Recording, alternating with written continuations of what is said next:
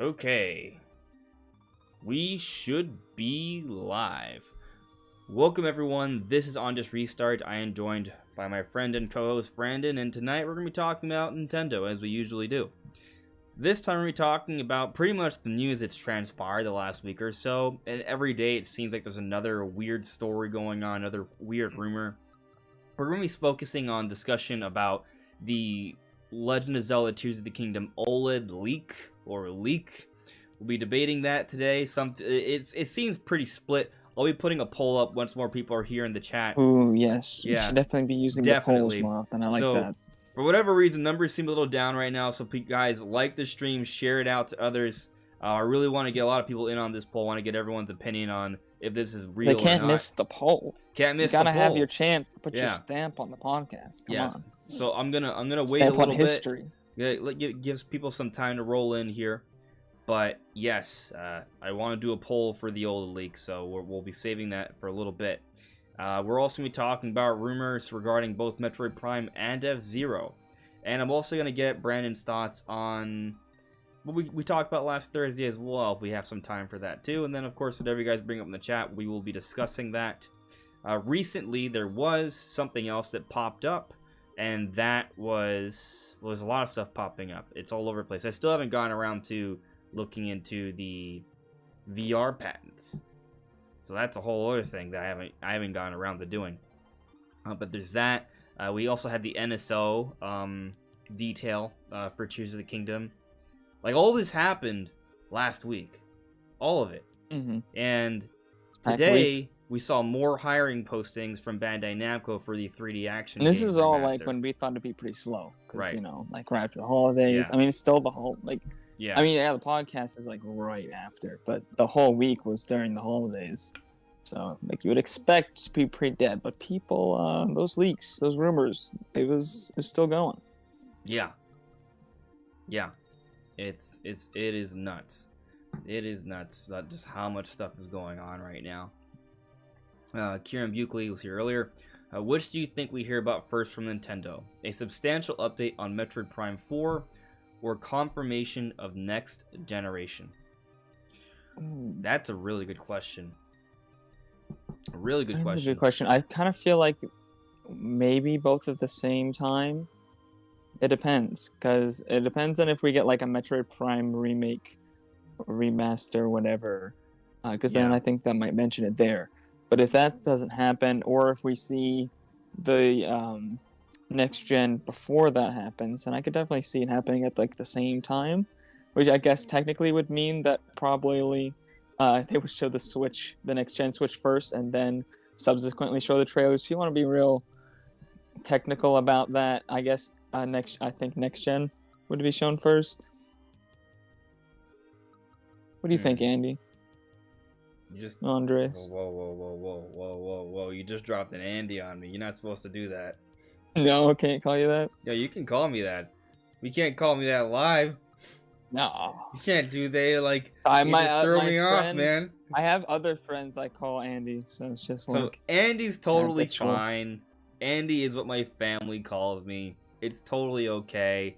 A lot of my close friends know that because I will at some point or another bring it up. Or if you play games with me, you'll see that I always put Andy as my alias in games, because growing up, I just put Andy. It's just kind of like, I don't know, when I'm playing a game, I guess like when I see Andy, like it just kind of like, I don't know, it sort of hits me in the nostalgia feelings sort of thing. Like, so for example, like it's sort of instilled in my mind the King of Red Lions, where he's like, hey, like in a very like sort of like strong, profound, manly kind of way. You know what I'm talking about, when the boat wants to talk to Link. But the thing is, there are times that it's said in the game where he'll say your name with the text bubble, and it'll be your name like in big letters, right? And so in my brain, it's like, hey, and I see Andy, and it's just kind of like, I don't know, that's just how I grew up. I'm actually playing through Wind Waker right now. I'm having a great time, by the way. Hint, hint for what we might be discussing next week. Although I don't think, based off the way the news have been, we're probably gonna have to do a separate live stream for this discussion. Yeah. So I'll have to figure out a good time for you. But yeah, I'm getting through Wind Waker pretty quickly, so I think I could probably finish Twilight Princess. I'll probably finish Wind Waker within a couple days, and then Twilight Princess will probably take me a little longer, but I shouldn't. You take just me too playing long. through like the main story, or you're trying to do like most things? I'm not rushing through it. Like I'm stopping to put out my bait to The roses. smell the roses. Plot out the islands, do some side quests. Like I'm not rushing, but I guess I'm just playing efficiently because I've beaten the game several times. So Yeah. it's totally fine. But Twilight Princess, we'll see. That one's probably gonna take a little bit longer, but there is going to be some sort of versus discussion on those games. Probably more than a week from now, maybe about 10 days or so. So about a week and a half ish. That may happen, unless next week the news is just insane and there's just no time for it. So we'll see. But that is a product. You gotta do it before the direct, if there is one in this month. I think the beauty of the Twilight Princess Wind Waker versus discussion is that it can happen at any point. Oh yeah. Yeah. But anyways, that was a tangent. Going back to the question, next generation Switch or Metroid Prime first? Like, which one do we get the substantial update for? I'm gonna say, I don't know. That's the truth.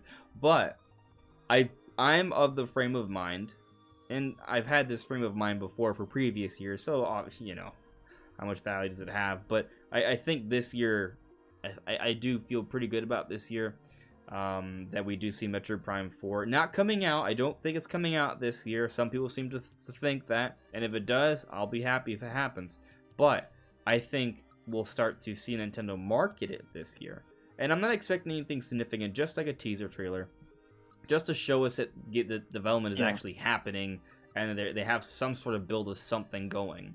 So I'm thinking some sort of like hybrid of what we got for the first two trailers for Tears of the Kingdom, where there's some gameplay but also some like footage that's in engine but more about like story building. Like maybe they just show like an early game cutscene in the game, like an early game cutscene that could maybe showcase like some exposition for the story.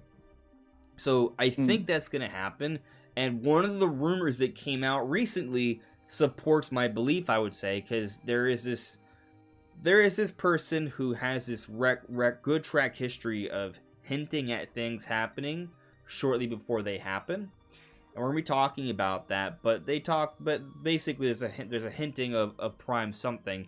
So my interpretation is that we're getting an announcement for Metroid Prime Remaster soon. Now, I think soon that could potentially be a wide window, right? In the past, from this particular person, it's meant like within a day or a few weeks, I think.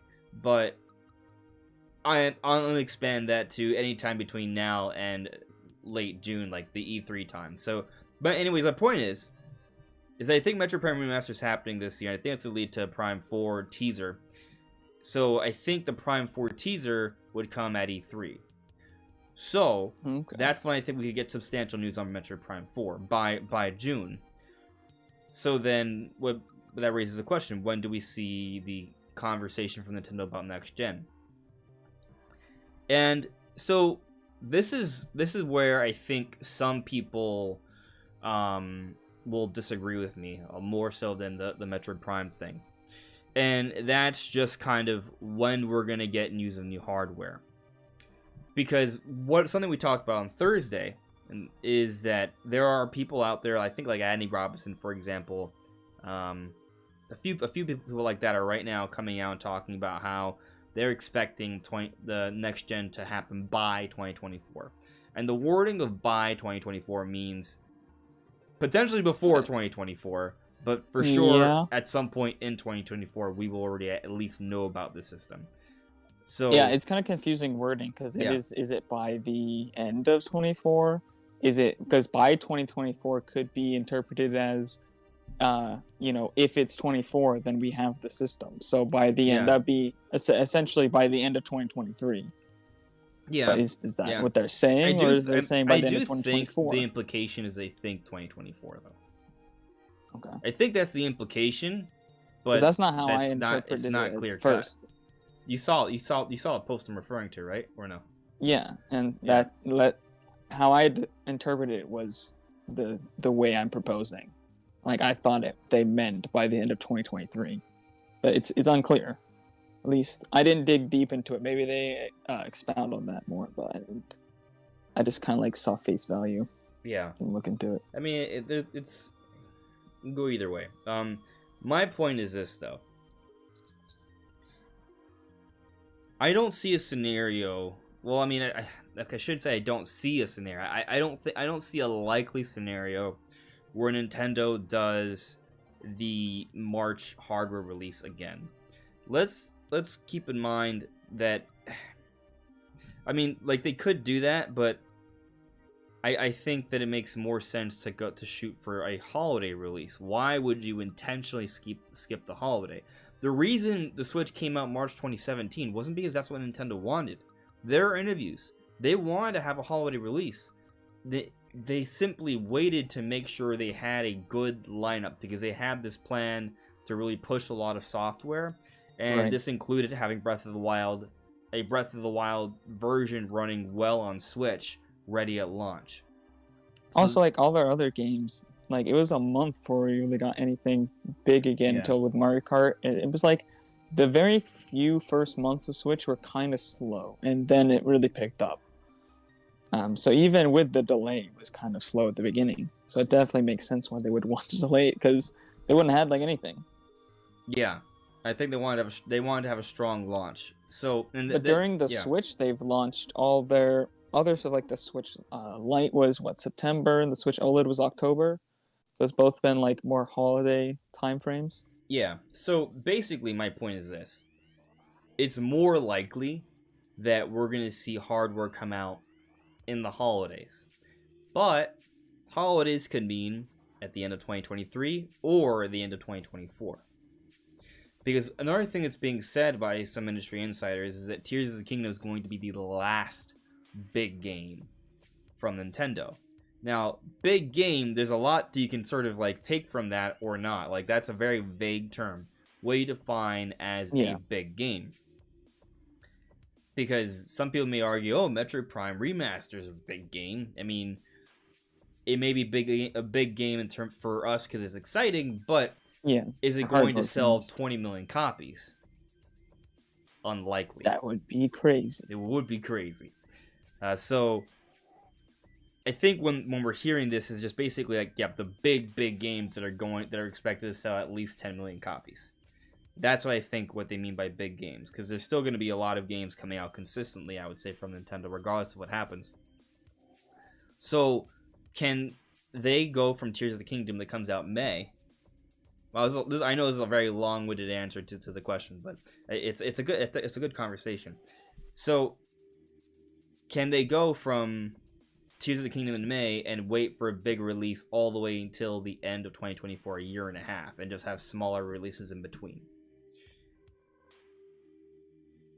I think that's no. I mean, I honestly, it depends, because I think I just don't think that's gonna happen. Like honestly, like, so we're gonna have to wait like all the way till late 2024 for anything big. There's no Mario. So the implication would be no 3D Mario until the end of 2024. No 3D Mario, no 2D Mario. You can't have like 2D Zelda. So let's dial that back. So it doesn't have to be holiday 2024. It could be maybe summer 2024. I think it's kind of... So this is the point, in case some people are missing it. I don't think they're going to do a March time again. Because early March, that would mean you have to announce the hardware, with some time beforehand. And that would suggest Nintendo would be punting their holiday season. They're not going to punt their holiday season. There's no point. They punted it from the Wii U because the Wii U was a failure. It was a commercial failure that wasn't making the money. They brought out a whole other system to have some type of holiday sales back in 2016. That was the SNES Classic. Right. That's why it was made. The same for the NES Classic. Nintendo made those systems. Even though people had access to most of those games in the Wii U eShop already, and the 3DS one, It's because they wanted to have some sort of revenue for the holidays, some sort of Nintendo discussion for the holidays. So, point is, that was a time where Nintendo could afford to punt their holidays because there was nothing to sell. So it didn't make a difference. They could announce something like the Switch in October, and people could know about it throughout that time because they weren't gonna really lose any sales because of it. But now with the Switch and everyone buying these different systems and all the software selling, announcing a next generation system, say October of 2023, doesn't really make the same kind of sense as it did for the Switch back in 2016. So my basic point is that I don't see us waiting until early 2024. So it's either A, there's some crazy sort of like thing and Nintendo announces it in January and it comes out in May for Tears of the Kingdom, or they wait for another more substantial release, maybe 3D Mario later this year. I can now say this year because it's January. Happy New Year, everyone. Yeah. So, and so maybe that happens, or we have to wait till like at least like summer 2024 where they announce it early on next year with some time after the holidays. That way there's not too much blowback. So I guess to rephrase the question, maybe we don't have to wait all the way till the end of 2024 if it doesn't happen in 2023 for big games, but maybe we have to wait a year. Can they go a year without a big game? I don't see the reason why, because I understand the build-up between like Wii U and Switch. They want to focus all their efforts on making new games exclusively for this new hardware.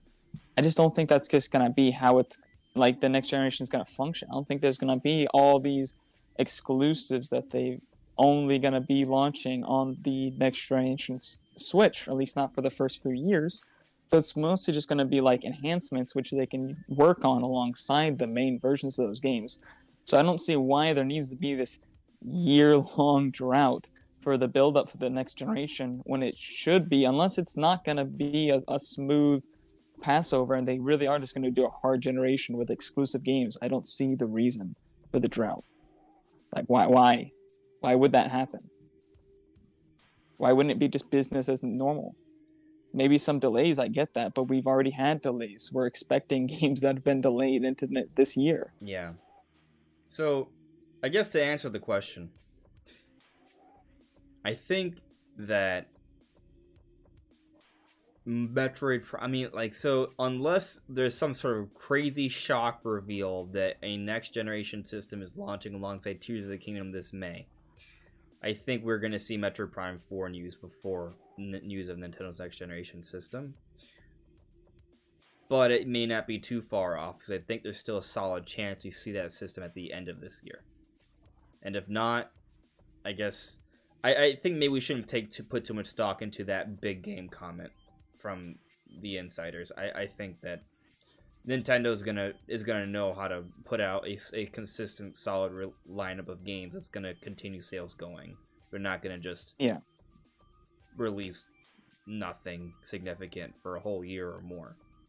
I don't believe that.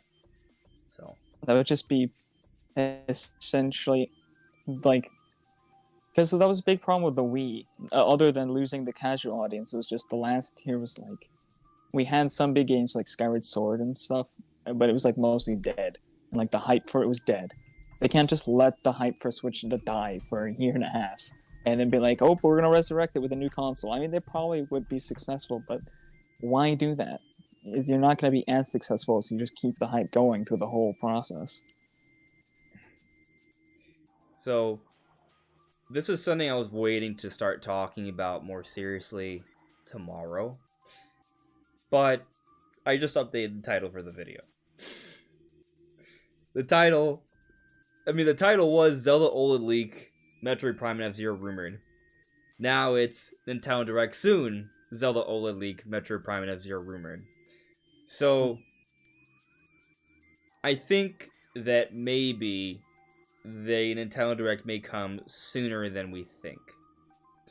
And this is kind of centered around what we're talking about today with Metroid Prime, F-Zero, the OLED leak. Like there seems like it's kind of what we were talking about earlier. There's all these little details and rumors and reports and conversations that are happening right now I wonder if maybe this is, a smoke to a fire. Could it be that we're closer to a big Nintendo event than we think? Because we've been assuming February, and I still think February is a safer bet. But I think we could be approaching a Nintendo Direct fast. And there's reasons, as I said. Like, the biggest one is Tears of the Kingdom needs to be discussed soon. Ooh, And we could wait till please. February. We could wait. But there's just so many little things coming up for Tears of the Kingdom right now. Like, it's almost like they're tearing at the seams here. Like, there's so much Zelda news they're trying to contain. They can't contain it any longer. Like, it's starting to leak out in different places. So it begs the question, is there perhaps an announcement coming sooner than we think? And then when we talk about this Zelda OLED thing, and there's some debate as to whether it being real or not, a lot of people think it's real. I keep kind of going back and forth, but one thing that strikes me that's odd is that, yes, I understand that we've gotten leaks from the same place before, but isn't it strange that Nintendo's been so quiet about Tears of the Kingdom? So quiet, so secretive about this game. And we're still about 5.5 months away, right? We've got January, most of February, most of March, April, and then a couple weeks in May. Yeah, so, all right, so 4.5 months. Yeah. 4.5 months. All right. We're about 4.5 months away. But it would have been closer to 5 months before release that this Switch OLED would have been leaked. That seems like a long time. That's a very, very early it's in, leak like, for final an OLED packaging edition. and everything too. Well, I mean, I've noted some oddities, and maybe you could attribute those oddities to maybe it being more of like a proof of concept version. But I mean, there's Joy-Cons in with it, like though. how the OLED is labeled and such. Yeah, but also it could just be another regional variant that just doesn't look as nice. There's things. We'll dive more closely into that. But I guess, what I want to ask you guys first, what do you guys think are the chances that we see a Nintendo Direct in January? In fact, let's put up that. That's gonna be our first poll, and then once we start getting into dissecting the OLED, see what you guys think there. But yeah, basically the point is, if the OLED leak is real, does that mean that it's just another kind of like detail that Nintendo's sort of saving for an announcement really soon, and that there's gonna be a Direct with a lot of really soon announcements? I go back to what I was talking about when I mentioned it briefly earlier. One of the things we're gonna focus on, this Metroid Prime thing, is coming from someone that leaks information about Directs right before they're gonna happen. So could we be within a few weeks of a Direct? So that's kind of really the point I'm getting at here. So let's go ahead and put that poll up. Will there be a Direct in January? Yeah. Well, I mean, we have Fire Emblem, but I feel like you can argue both sides for and against a Direct with Fire Emblem, because Fire Emblem, I feel like, kind of needs another showing and a big event. Like, it's had some trailers recently and stuff, but I feel like the general public is not hyped for this game. And it needs another showing at a big event that would do it good before launch or shortly after launch, somewhere to get it some more sales. So maybe they should show in a Direct, but you could say maybe they don't want the bigger titles they're announcing to overshadow that, so maybe they wouldn't want to show it in January before around Fire Emblem. So I feel like it can kind of go both ways for that point in particular. I know a lot of people, when they bring up like a Direct in January, that's one of the points people like to make. But I feel like it can go either way. And I'm not sure which one. Honestly, I'm kind of leaning towards it being a point. Like, I do feel like Fire Emblem does need to be shown again in a big event, so that people can see that game again. Yeah, for sure. But let's check in with the chat here. We haven't had too much opportunity to check in with the chat, and then we'll start focusing on one of these individual things, and then we'll It's all good. It's all good. The whole idea is this is gonna come full circle. Maybe.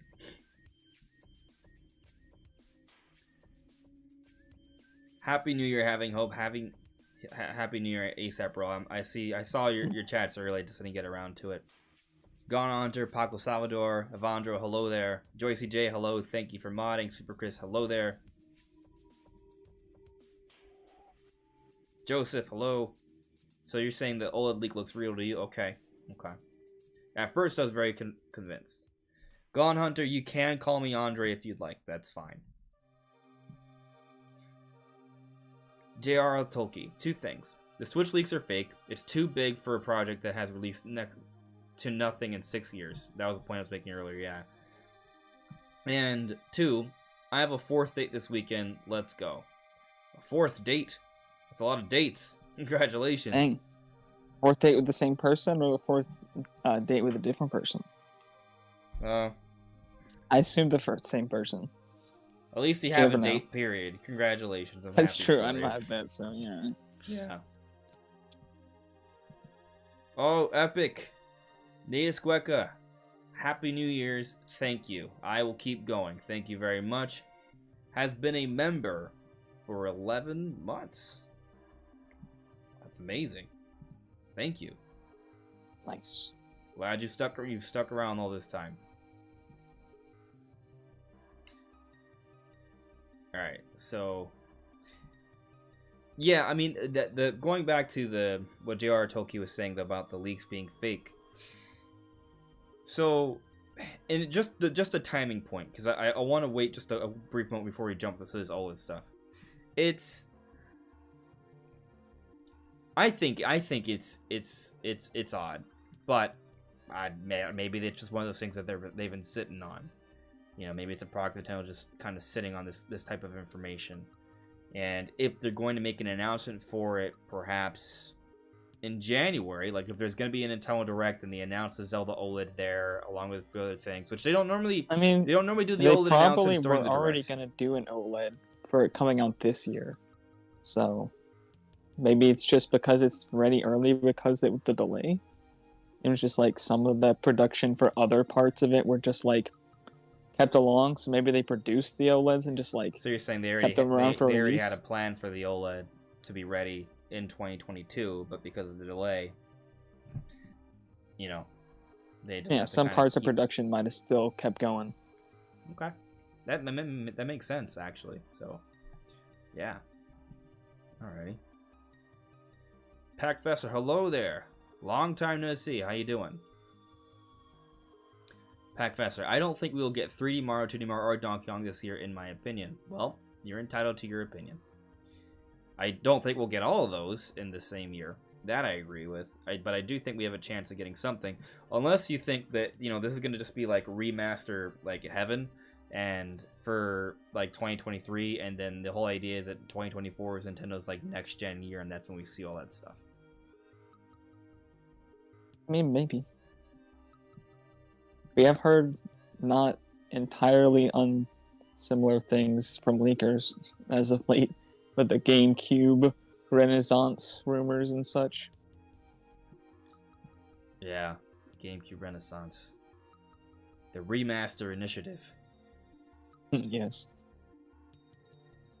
It's interesting how you guys in the chat are saying that the chances of there being a January Direct are about 50%, and the poll is currently at about 50%. You know, that's not entirely opposed to my own viewpoints. Yeah. Right now it's currently leaning a little bit more towards yes than no, but it's about half. Which is nuts. It's not nuts. It's actually, I mean, you know, people are undecided. Oh, I see. I got a super chat here from Taker610. Thank you very much for the super chat, Taker. Taker says, Fire Emblem should have had its Blowout Direct. Yeah, I guess is it too late for that? Maybe we do get a Direct in January, but it's for Fire Emblem. There you go. There you go. I wouldn't be entirely opposed to that, you know. You know, it's kind of funny, like, if we put out a bet that there will be a Direct in February, like... We didn't say what kind. If you don't specify what kind, that's a lot of possibility, because There could be another Mario Bros. Movie Direct. There could be maybe a Fire Emblem Direct, although it does seem perhaps a little bit too late. Maybe a mini. We've seen Direct minis What's in the January. date that Fire Emblem comes out? January 20th.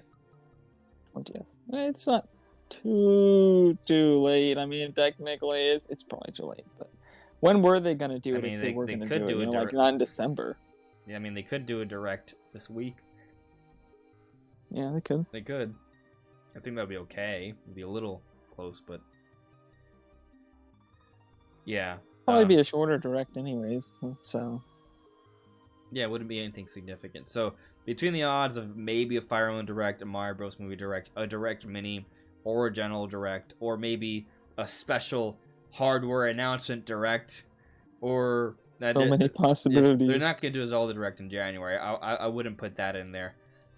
No, probably not. But there's also the random possibility Nintendo just announces like a random new peripheral, and it's like, hey, we're finally coming out with a vitality sensor, so prepare yourselves for the vitality sensor Nintendo Direct. You can use it in Pokemon Sleep. Yes. Yes, but they won't say that. They'll say, oh yeah, more details on that later this year, and it'll be at the Pokemon Presents in February. So, yeah. All right. Let's jump. Okay, I'll check this one chat here. A couple chats, and then we'll jump into things. Guy you don't know, Atomy. Hey there, Happy New Year. Here's to a full year of quality games. Yeah, I'm looking forward to that. Super Luigi Con, I'd like to see a Direct in January, but I don't see it happening until February. Yeah, that makes. I mean, it's when we usually get them. It's when we usually get them. So yeah, I agree. It's totally fair. Computer robots. I've done January a few times, but it's not the norm. Yeah, it's not the norm. So we had the Switch January presentation in because it was in January, like back in 2017 before the Switch came out. That made sense. It was a big presentation. It wasn't a Direct, technically. It was like a live presentation, and it was like an hour and a half long with all, the detailing a whole bunch of Switch games, the hardware, and all of that stuff, that their whole like system. That made sense, but that wasn't technically a Direct, but it was a big Nintendo presentation. And I believe they had a Direct Mini. What was it? 2018. To the Direct Archive. Yeah, I believe it was 2018. They had another Direct in January. I believe it was a Direct Mini. Yeah, I don't think that's they've when they done announced Dark Souls one. Remastered. They've done one since then? I don't think so. They had a Super Nintendo World Direct for, I don't remember the date. I don't even remember there being a Direct for Super Nintendo World. Yeah, that was in December. Neither. I do remember them talking about it. That must have been it. Yeah. Okay, so that was in December. Yeah, I just don't remember it being a Direct. That's another random Direct that Watch was like, hey, here's more details on the Donkey Kong expansion. They'll probably do it closer to release, but yeah, I'm just looking through the Direct Archive. I don't see anything for January, not since the Direct Mini in 2018. Yeah. So it's unlikely based off what we've seen throughout the Switch era, but it's just kind of one of those things where like it just kind of feels like there's a lot of announcements that we're sort of waiting for, and that's kind of where I'm coming from. And the pattern is going to break. It's not always going to be the same. So especially if this is a year, I'll say this: if there's a Direct this January, I'm not saying that the new hardware will show up in the Direct, but if we do have a Nintendo Direct in January, what that tells me is that Nintendo has a bigger marketing plan for the year, and they're spacing it out a little bit more, and they're getting more details out sooner than later because they got a plan, and that plan's a little bit bigger than previous years. So I do think that, yeah, so let's say we do get a January Nintendo Direct, and I mean like a general one. Okay, if it's a Fire Emblem Direct or something else random, then no. But if it is a general January Nintendo Direct, I think to me, I will then feel more confident saying that new hardware is coming out in 2023. But if they stick to the standard February Direct pattern, it's still a toss-up. So okay, yeah, that's what I'll. I think maybe it like changes it a little bit, but it's not like a lot for me, because I don't know. Maybe. It could also just be because they want to talk about Tears of the Kingdom earlier. Yeah, and I mean, you know, I could be off in saying that. The real reason could just be, hey, we need to talk about Zelda sooner than later. And that's it. So, I mean, they really do need to talk about that game sooner than later. God, please. Yeah. We're over here like analyzing logos on a leaked box. Yeah. Yeah. Or their symbols, I guess. Yeah. Let's see here. Oh, a couple things I'm gonna get to. So I think computer was I was gonna read your chat, but I got distracted. So he said, "Hi everyone, long time no see. It's been like what 2 years, I think." Then I got to get used to long-haired Brandon. Brandon, I like your hair. Like you look like a boss. You just made me say out loud that he looks like a boss. Like a boss. Like a boss. Jacksepticeye reference. Yeah. Oh man, looks like we got a super chat here from ManCub Studios 34. Thank you very much for the super chat. So here's what you're saying. F-Zero GX should be remade as F-Zero Kiwami with up to 4 players, co-op, and Grand Prix mode, additional tracks, guest characters from the Yakuza series, and downloadable content, not to mention 16 players online. You say Yakuza with F-Zero? From the Yakuza series. Yeah, what's the relation is what I'm curious on. And I mean, the Yakuza series is cool, but I don't really know enough about either of them to know if they're related in any way. But I kind of doubt it. Maybe he just thinks they're cool. Well, there's Yakuza Kiwami is like a game series from Sega. I guess I'm trying to understand if there's a relation. Now, Sega did help out with F-Zero GX back in the day. Okay. And, you know, I'll say this. I don't know too much about this particular series. But I'll say that I'm not opposed to an F-Zero GX remaster, which we're going to talk about in a bit. I'm not opposed to there being a remastered F-Zero GX, but they take a lot of liberties with this remaster. Like, it's in some ways almost like a reimagining remake where they're adding a lot of extra content. Like, maybe it's not just cleaning up what was already there, but maybe they add more characters. Maybe it's characters from other franchises to kind of hype people up a little bit more. You know, like, what if they put, like a steampunk Link, you know, and it's kind of like... cool. a new car or a new like craft that's based off one of like Divine Beasts, like you know, kind of like how we had the Master Cycle Zero. What if there was like a, you know, like a version of that, but an actual like F-Zero craft? Like that would be cool, you know. Or I mean, there's already other Nintendo characters that are sort of like referenced.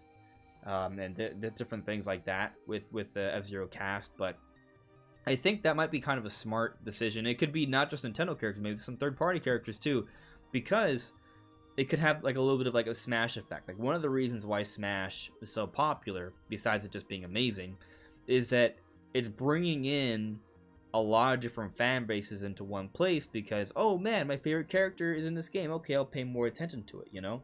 And it's kind of marketing in that way. So maybe they do something like that where they're throwing a few. Just gotta put Kirby in there characters. as Warp Star. Just have him zipping around.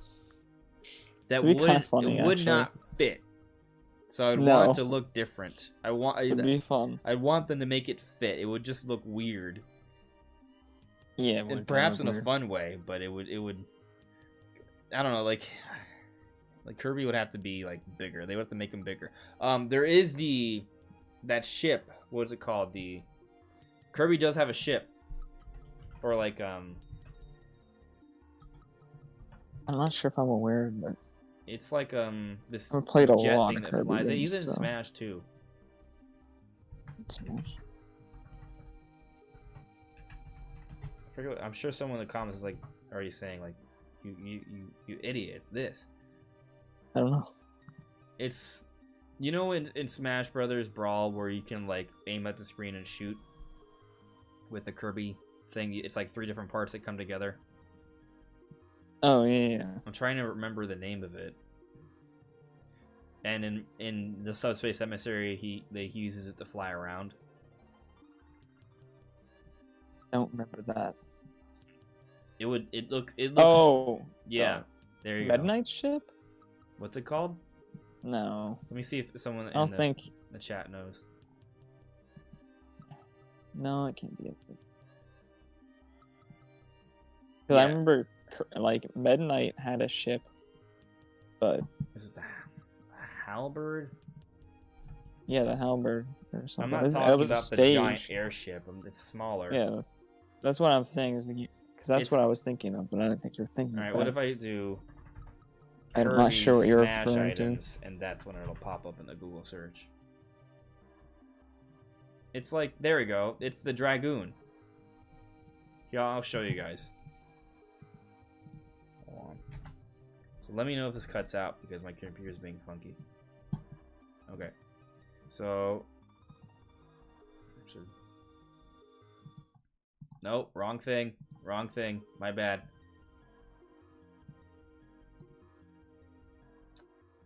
There we go.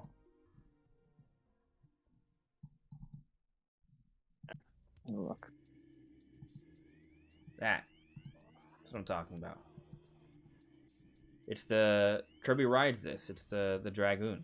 This would, if this was some sort of variation of this with Kirby in it, that I could see in an F-Zero that's bringing in other characters. But just the Warp Star would be a little weird. It wouldn't really fit for Kirby.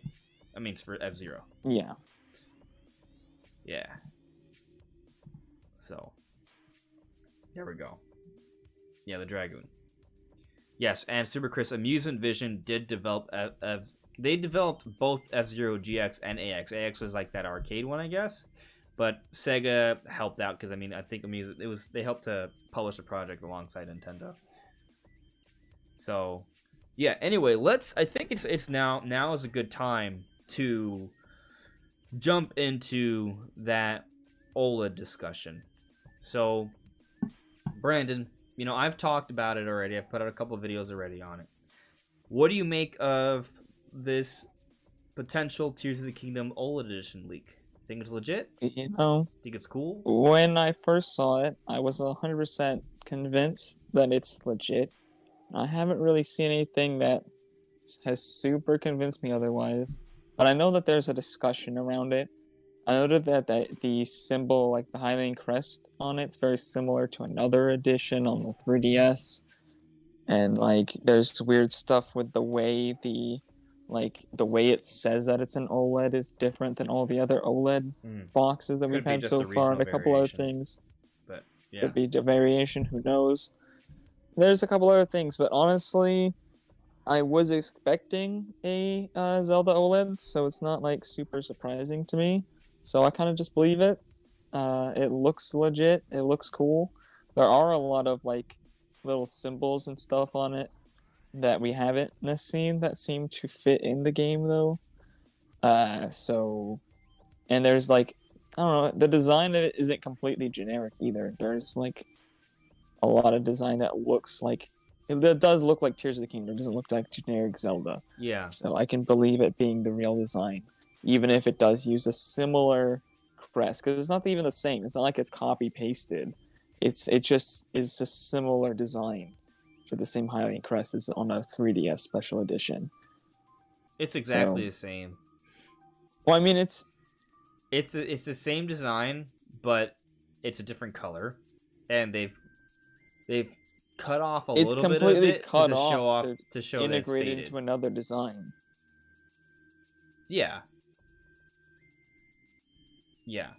But it's not displayed in the same way as it was. If you're using Photoshop, you would use the logo from the 3DS version as a base, and it wouldn't be too hard to like make it look good. But also, just because it's been used before doesn't mean it's fake. Nintendo has reused promotional art before for different special editions. This wouldn't be the first time. I'm not saying it's not fakeable. I'm just saying it's not like an obvious fake. Like they could have just used the same design. That I agree with. And I've noticed. I mean, if you take a look, there's a Tears of the Kingdom website that shows like some different like assets that what I'm saying is like pulled from, but also it could just be, hey, that's just the promotional stuff they're using for Tears of the Kingdom. Yeah, but But I was saying when it's not copy and pasted, I mean like the design is like cut off in certain areas and to integrate into another design. It's not displayed in the same way as it is on the 3DS, where it's the full design as like you know what I'm saying. Like it doesn't look the same. It's not using the design the same way, even if it is the same design and it's not the same color, which obviously is easy to change. But Yeah, and they also have the Ouroboros symbol. It's like faded white, like almost like reversed, like also going around the logo too, along with yeah, the text from the door that Link is opening up in the trailer, the title reveal trailer, is also around that as well, which is interesting. So I mean, that's cool stuff. So where do you stand? At first you were convinced, now you're still convinced? I still think it's probably real, but I'm not like 100% convinced that it is. Like it could be fake.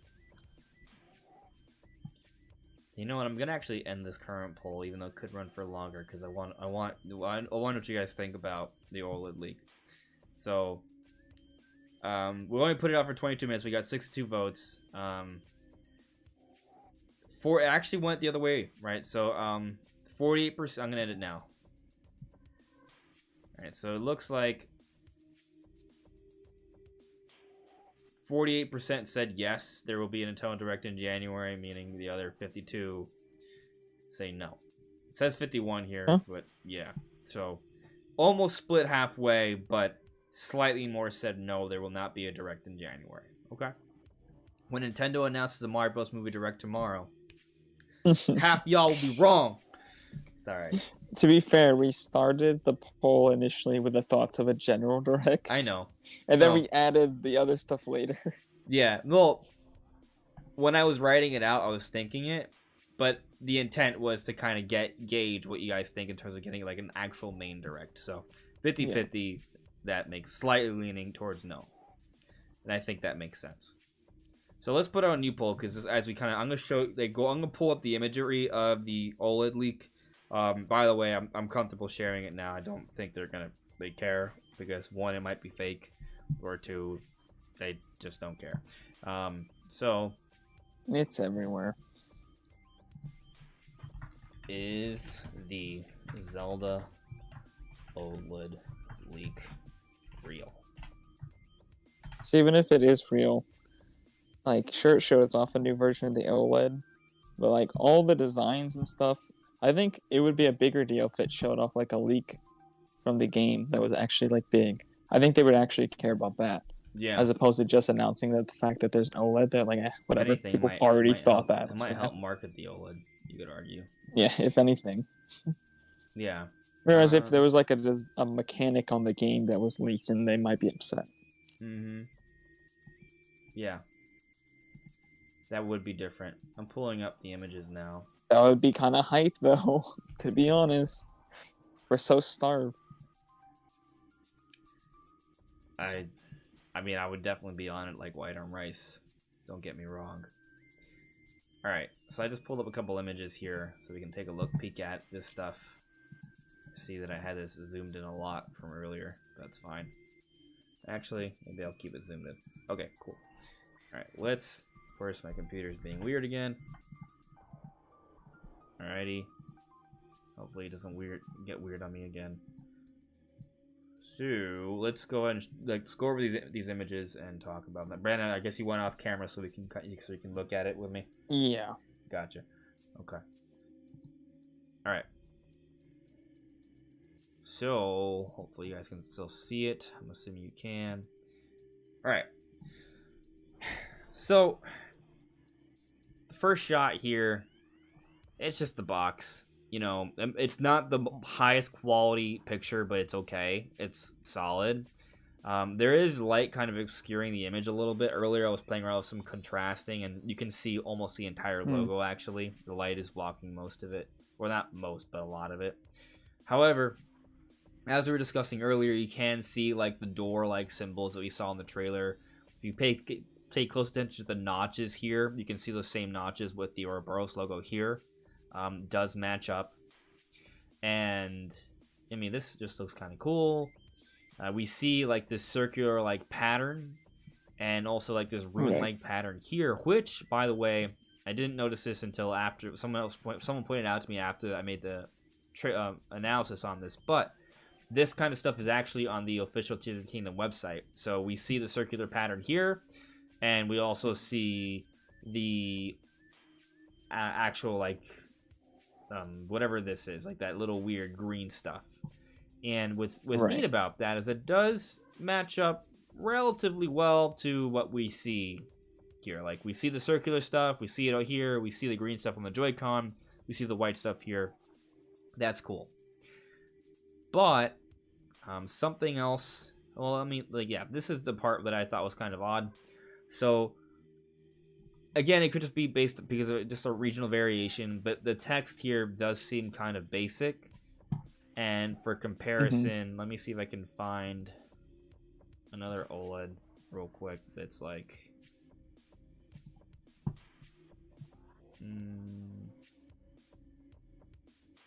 hold on.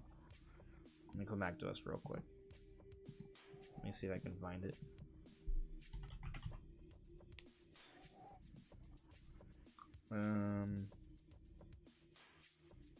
OLED. Yeah, let's just... I had seen a Twitter post that compared a lot of them, and there's usually like a little fancy... It says like, OLED at the bottom usually. Yeah, there'll be like other places in the box usually. There we go. Okay. Computer's being odd again.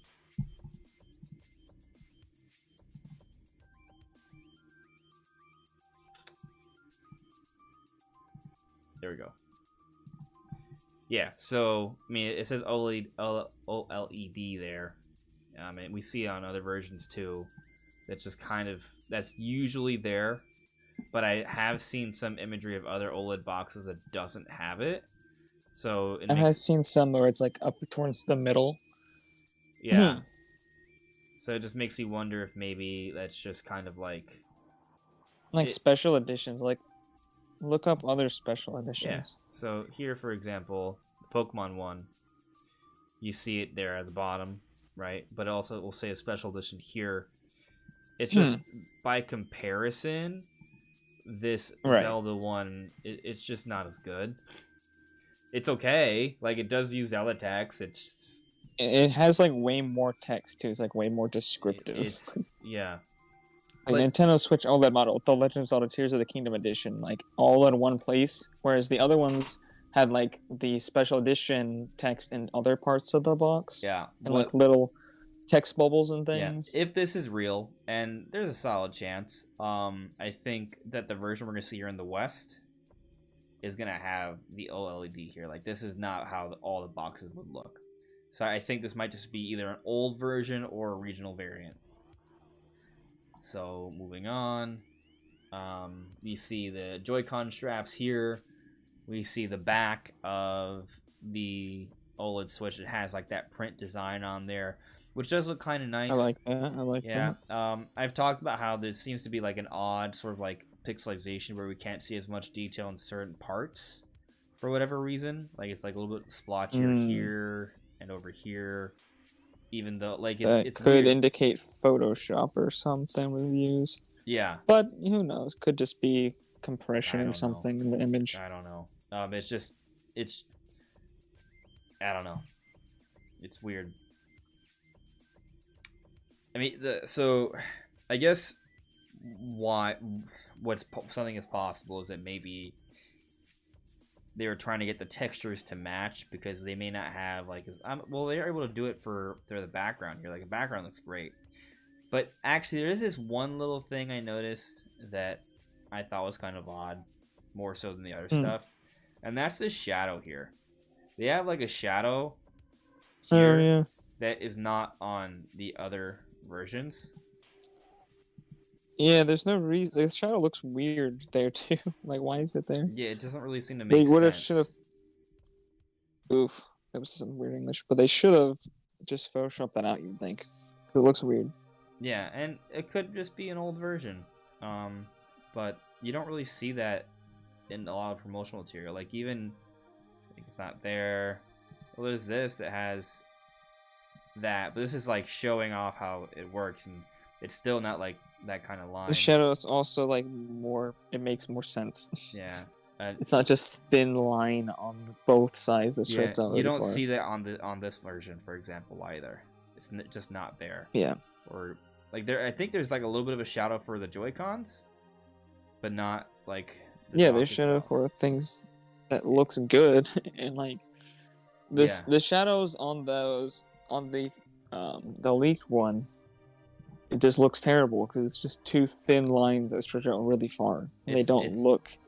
It's awesome. It looks like a light's coming from like top, like straight down, but like on a weird direction. Because the light also looks like it's coming from another direction at the same time. Yeah, so that to me is a minor red flag. But otherwise, like, this is actually something else that I personally found weird. I'm curious what you think, Brandon. So you look at this image, right? And I get the idea that this is supposed to be like the text on the door from the trailer, and I see the very subtle, whited out Ouroboros symbol. But why is there one random rune over here, and everything else is fine? Like, it just, I don't know. It just seems a little. Yeah. It's obviously there's going for an asymmetrical look here. Right. But this, I don't find it appealing that there's just one little thing here, and then the rest is like, this is fine, this is fine, this just kind of bothers me. The Ouroboros head, like, it has like a fin on the top, maybe. I'm not sure. Like, its head sticks out a lot on that area, like right around there too. Yeah, that's another thing. Like, into the symbol more. You can see more of the head here. Like, yeah, it's a little gray, but everything else is like totally white. So, and that's potentially also maybe just a weird Photoshop job, you know? Maybe. Could be. I don't know. I'm not. See, and that's why I'm skeptical. I mean, the thing is, like, remember there have been things that people have made that are really compelling and convincing in the past. Yeah. This symbol seems to be the same symbol we have from Link's hand in the development update. I have heard there's one that we haven't seen. Yeah, it's this one right here. Yeah. We don't really know what that is. It's just kind of like whatever. I do like that they're keeping with the white, though. Yeah, I actually. If that is real, about the white, but I do like the white. I like the white, I like it a lot, actually, and I'm also happy that we're getting a gold edition. Like, I want there to be a gold edition. So yeah. I remember my gold Phantom Hourglass edition Nintendo DS Lite. Yeah, it was lit. Yeah, and then also the Joy-Con. I really want to focus on Joy-Cons here. One thing I want to point out. So this symbol, people have noted it. So you know that I wonder if it's like an Armos variant, but you know in the trailer where they have like that golem-like thing with the green energy, that's almost like a mechanical beast. It has like these egg-like shaped things on its shoulders. That's what this looks like. And then it has like these hands, and they're being suspended in the air from some other appendage piece. And they look like bells, but the bottom pieces of the bells are this eye shape here that we're seeing on both sides. So I don't know if like maybe that's like some Zonai tech. I could see that. I mean, it's one of the first new things they showed off. Yeah. Like, as far as like new creatures. Yeah. So I think that's the idea behind this, that maybe whatever sort of like civilization is behind the creation of that creature or robot, I think that the implication here is that this logo here kind of represents that. So, all right. Yeah, and it looks cool.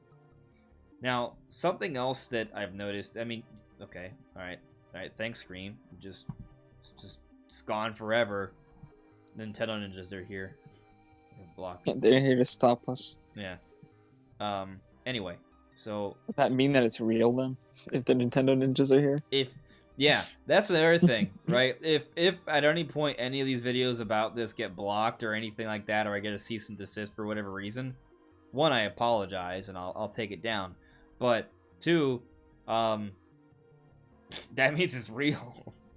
But Yeah. Where was I? Okay, so here. So something I noticed, I was just pointing out that they do show, I guess, what looks to be like the actual Switch part, the screen, but I mean that's Hmm. you can put any Switch screen there, and there you go. There's nothing really to prove with that. It is what it is. Yeah. Right Joy-Con, I think looks fine, but I was noticing the control sticks, and they look kind of janked. So, is this like just like a defective model, and that's how they got their hands on this? You sure it's just not the plastic warping the light? Because the plastic's like crinkled up. It is. But I've seen plastic crinkled up before, and I don't know. It doesn't look like this. I almost feel like it almost looks like the Joy-Con, like the control sticks are a little warped or messed up. It could be the plastic, but it could maybe there's dust on top.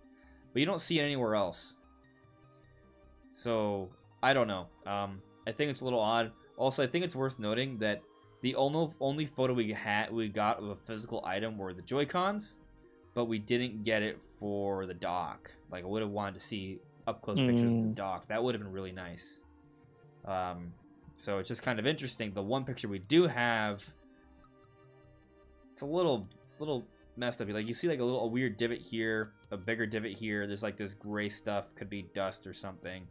And I think you might even be able to see that maybe there's like a divot here too. So I don't know.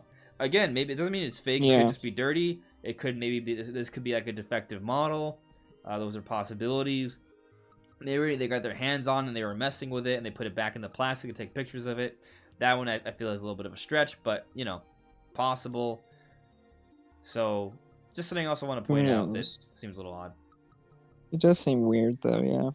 Yeah. I can kind of see like on the right one kind of does look like it is a dent in the Joy-Con. In the joystick.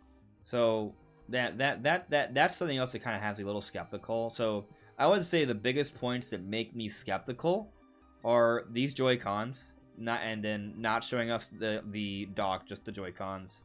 This random Photoshop job that shows this shadow here that we don't see in any other OLED model at all. The repeat of the crest isn't incriminating because we've seen Nintendo do that before. I think that's fine. And just the fact that like we've gotten this information so early on, everything else I think looks pretty much good. Maybe we should talk about the crest because like does that mean something? Because the crest is very like Zelda in general, like very generic Zelda, and it's obviously it focuses very highly on the Triforce. Yeah. And that's like barely ever mentioned in Breath of the Wild. Sure. Like obviously we see the Triforce at the end, but like they don't even really seem to know what it is. It's just the power that Zelda can wield from the gods. They don't even seem to recognize what it is. So does this mean, if this is real, that there's going to be more of a focus on the Triforce and other it's funny about aspects of Zelda lore? It can go either way, how you choose to interpret it, right? From one angle, you could argue because we didn't see that in Breath of the Wild, why would they have that kind of stuff for Tears of the Kingdom, right? So then, that means it's fake. But also, to your point, this could be hinting at that the return of the Triforce is coming back, and the motif of like Neru and Neru, Din, and Pharaoh, like they change the names depending on which god is like representing it per game. But like we see those gems here as well in the Triforce, and then the Hylian crest that's like that bird-like design. Like which we don't really see much of in Breath of the Wild. Yeah. Do we see any of it in like ancient Hyrule maybe? Like before Hyrule Castle gets destroyed? I mean, it's on the shield. It's there. The Hylian crest is there. It exists. You can see it. It's definitely there for sure. Yeah. And the there are still the 3 springs that have each like of the 3 like gems, the 3 different goddesses. And there's the dragons that represent them too. Obviously, Feroth, Genral, and Nadra. So the themes are still there. They're just way more subtle. And this is like not subtle. Yeah, this is not Yeah. subtle at all. No. So It is really weird to me. Like, this is the biggest thing that throws me off is that symbol. Not even because they reuse it, just because it's like so core Zelda, and so much of the imagery for both Breath of the Wild and Tears of the Kingdom has not been. So it's very strange to me. yeah, I mean, it's definitely a cool thing to put in the middle of a dock, though. I think that makes it look nice. It looks dope. Yeah, It's just kind of weird. I mean, I like the design. Of the dock. Yeah. The dock, I'm all about. I don't mind it per se. I like I do the think Joy-Cons, that the faded but... part here is a little weird. They're okay. Here, let me come back to my face. I want to try, but my computer's being. There's some. I've talked about it last couple. There's some weird stuff going on my computer, and I just cannot, for the life of me, figure out what's going on. But here, let me pull up something.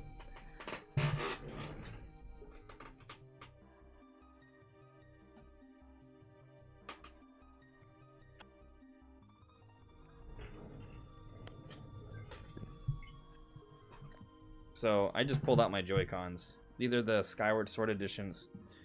They look good. They look better than that what we're seeing for the Zelda OLED. Yeah, well, the Skyward Sword ones looked insane. Yeah, Yeah. these I love. There's no logo on the back, so good, as the ones we're seeing with the OLED. So that maybe you could argue it's got that going for it. And they are asymmetrical. They're not the exact same designs. So that part matches up. That them going for the asymmetry, like there's a precedent there. Different logos on the bottom.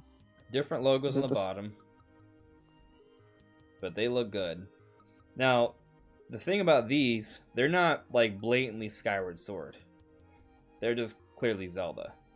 The Hylian crest is the red. The red, but I think it's also like the Skyward Sword one, where it looks like more like a what's the bird's name?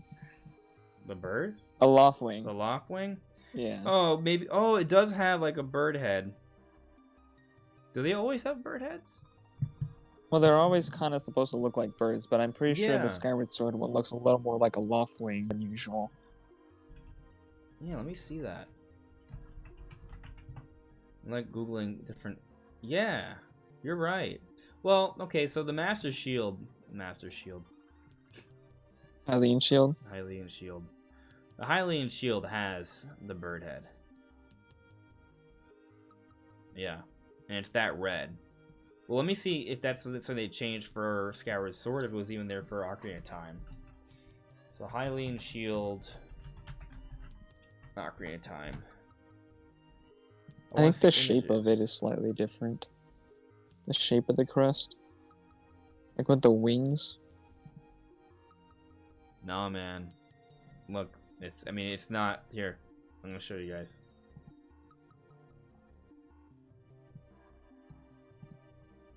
Like, this is from Ocarina of Time. This is just something they've kind of had for a while. It looks good. Saying that... Yeah, the head. It's like a fuzzy head. Like, that's the same... It's the yeah, same, but I wasn't talking about the head. Oh, what were you talking? I mean, it's the same, like, it's the same exact logo as what's on the controller. Show the controller again, because I thought it was shaped different. Sure, I'll show you. You got it in your head? You got it? I'm gonna close YouTube. Yeah, I got it in my head. Okay. No, show me the Joy-Con. I'd love to, but my computer's being unresponsive. Oh. It's okay. I'm coming back. Still see you in Discord though. Oh, I forget that. But anyways, everyone still has to see. So again, there you go. The lighting makes it a little hard, but yeah.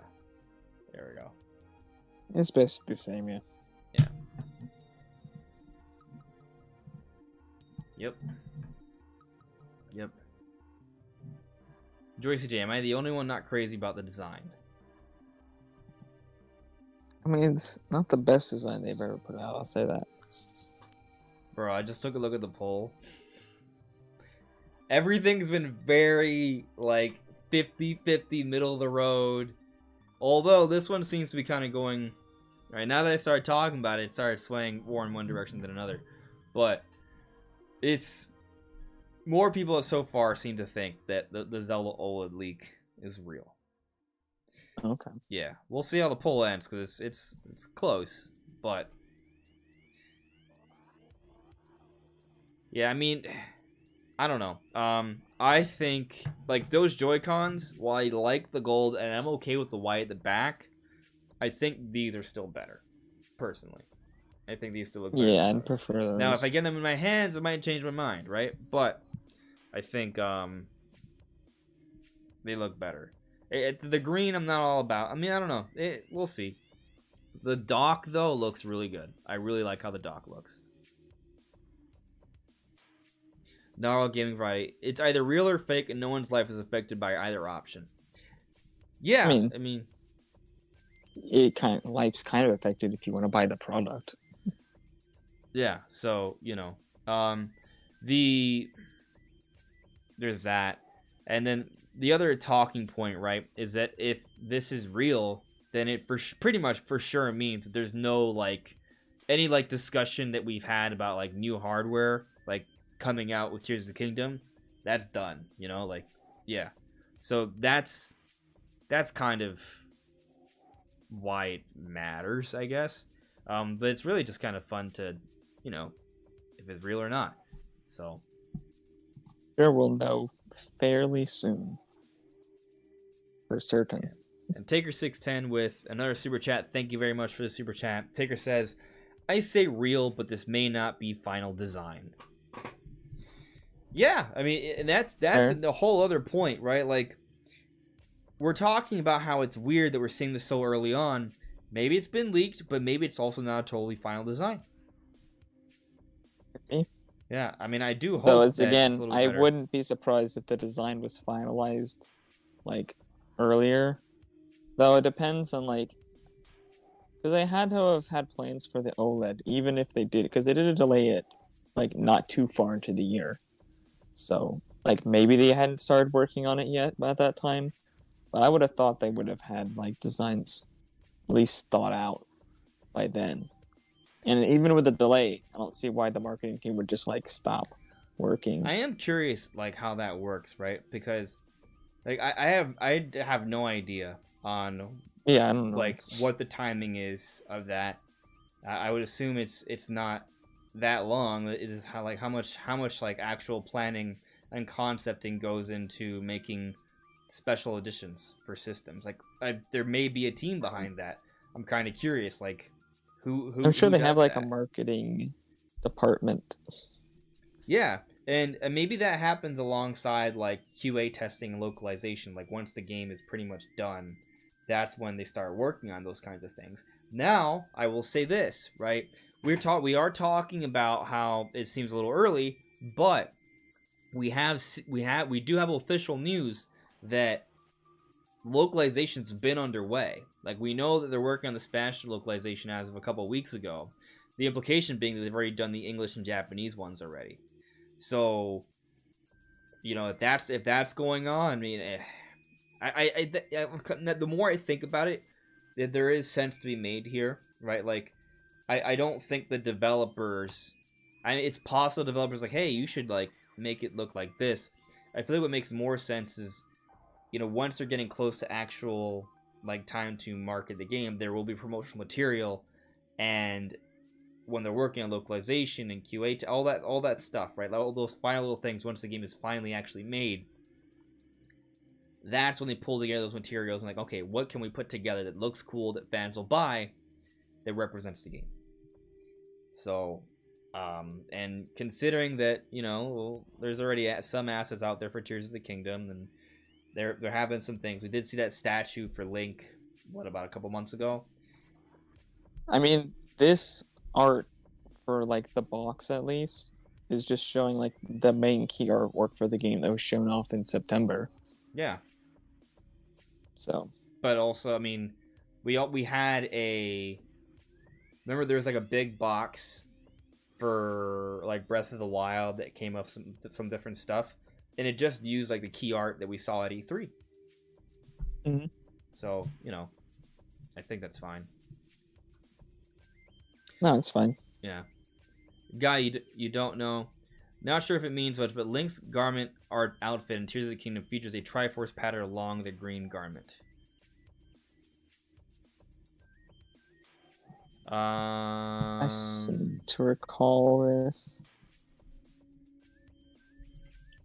I like looking at the Link statue because it's really high quality. Hmm. Let me see if I can show you. Well, I can show you, but one moment there. Okay. I guess I could just put it on the screen.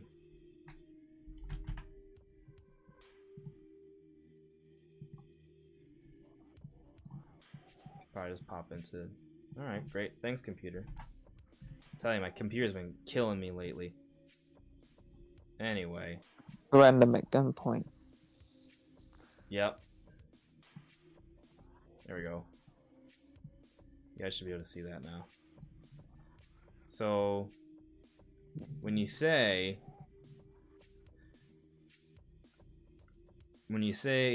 Link's garment outfit in Tears of the Kingdom features a Triforce pattern along the green garment. Oh, you're not talking about this version of Link. You're talking about the clothes he has when he's in the sky from the trailer. Yeah, because this trailer or this statue does not showcase the same clothing. No. See if I can find a picture of that.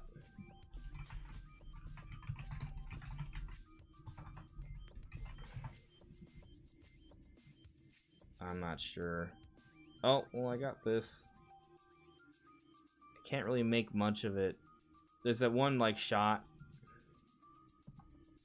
Doesn't really show me much. Like, There could be several shots in the latest trailer.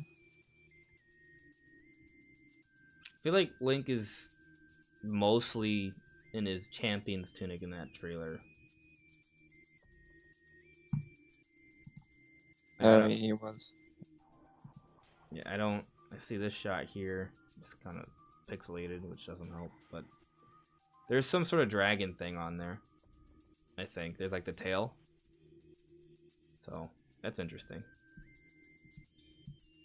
Is it the rips? Yeah, Is that a pattern in the holes? I'm not sure where you're getting at. I don't know. Where do you think it is? Sterling Spring with the super chat. Thank you very much for the super chat. What is my ethnicity nationality?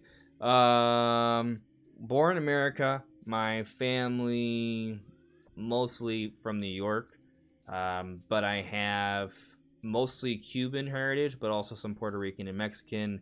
Then if you go further back, Spanish and French.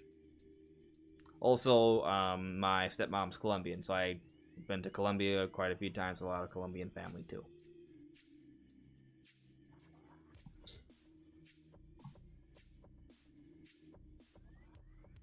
Yep. Let's see here. Yeah, it is very strange how quiet Nintendo has been about this game. Very strange. So, very annoying. Yeah. Yeah, I would say it is a little annoying how quiet Nintendo has been. But let's move on from this OLED talk, right? We've had the poll up for about half an hour, and right now it is split 50-50. So I'm gonna leave it there. 50-50. Zelda OLED leak real. You guys are straight across the middle, 50%. So there you go. Halfway through. So we'll I will say, Brandon, I do think you made a really good observation though about the crest. So this is legit. The implication of the crest is that there are going to be more themes that are heavily similar to how previous Zelda games were. How there's a big focus of story on the Triforce, which lines up with theories we've had though, right? Because when we see the return of Ganondorf, and we see Link with more of this green-like energy, which I think matches to the whole Triforce of Courage that he was missing. Right. in Breath of the Wild, there could be the story of the 3 different Triforce pieces.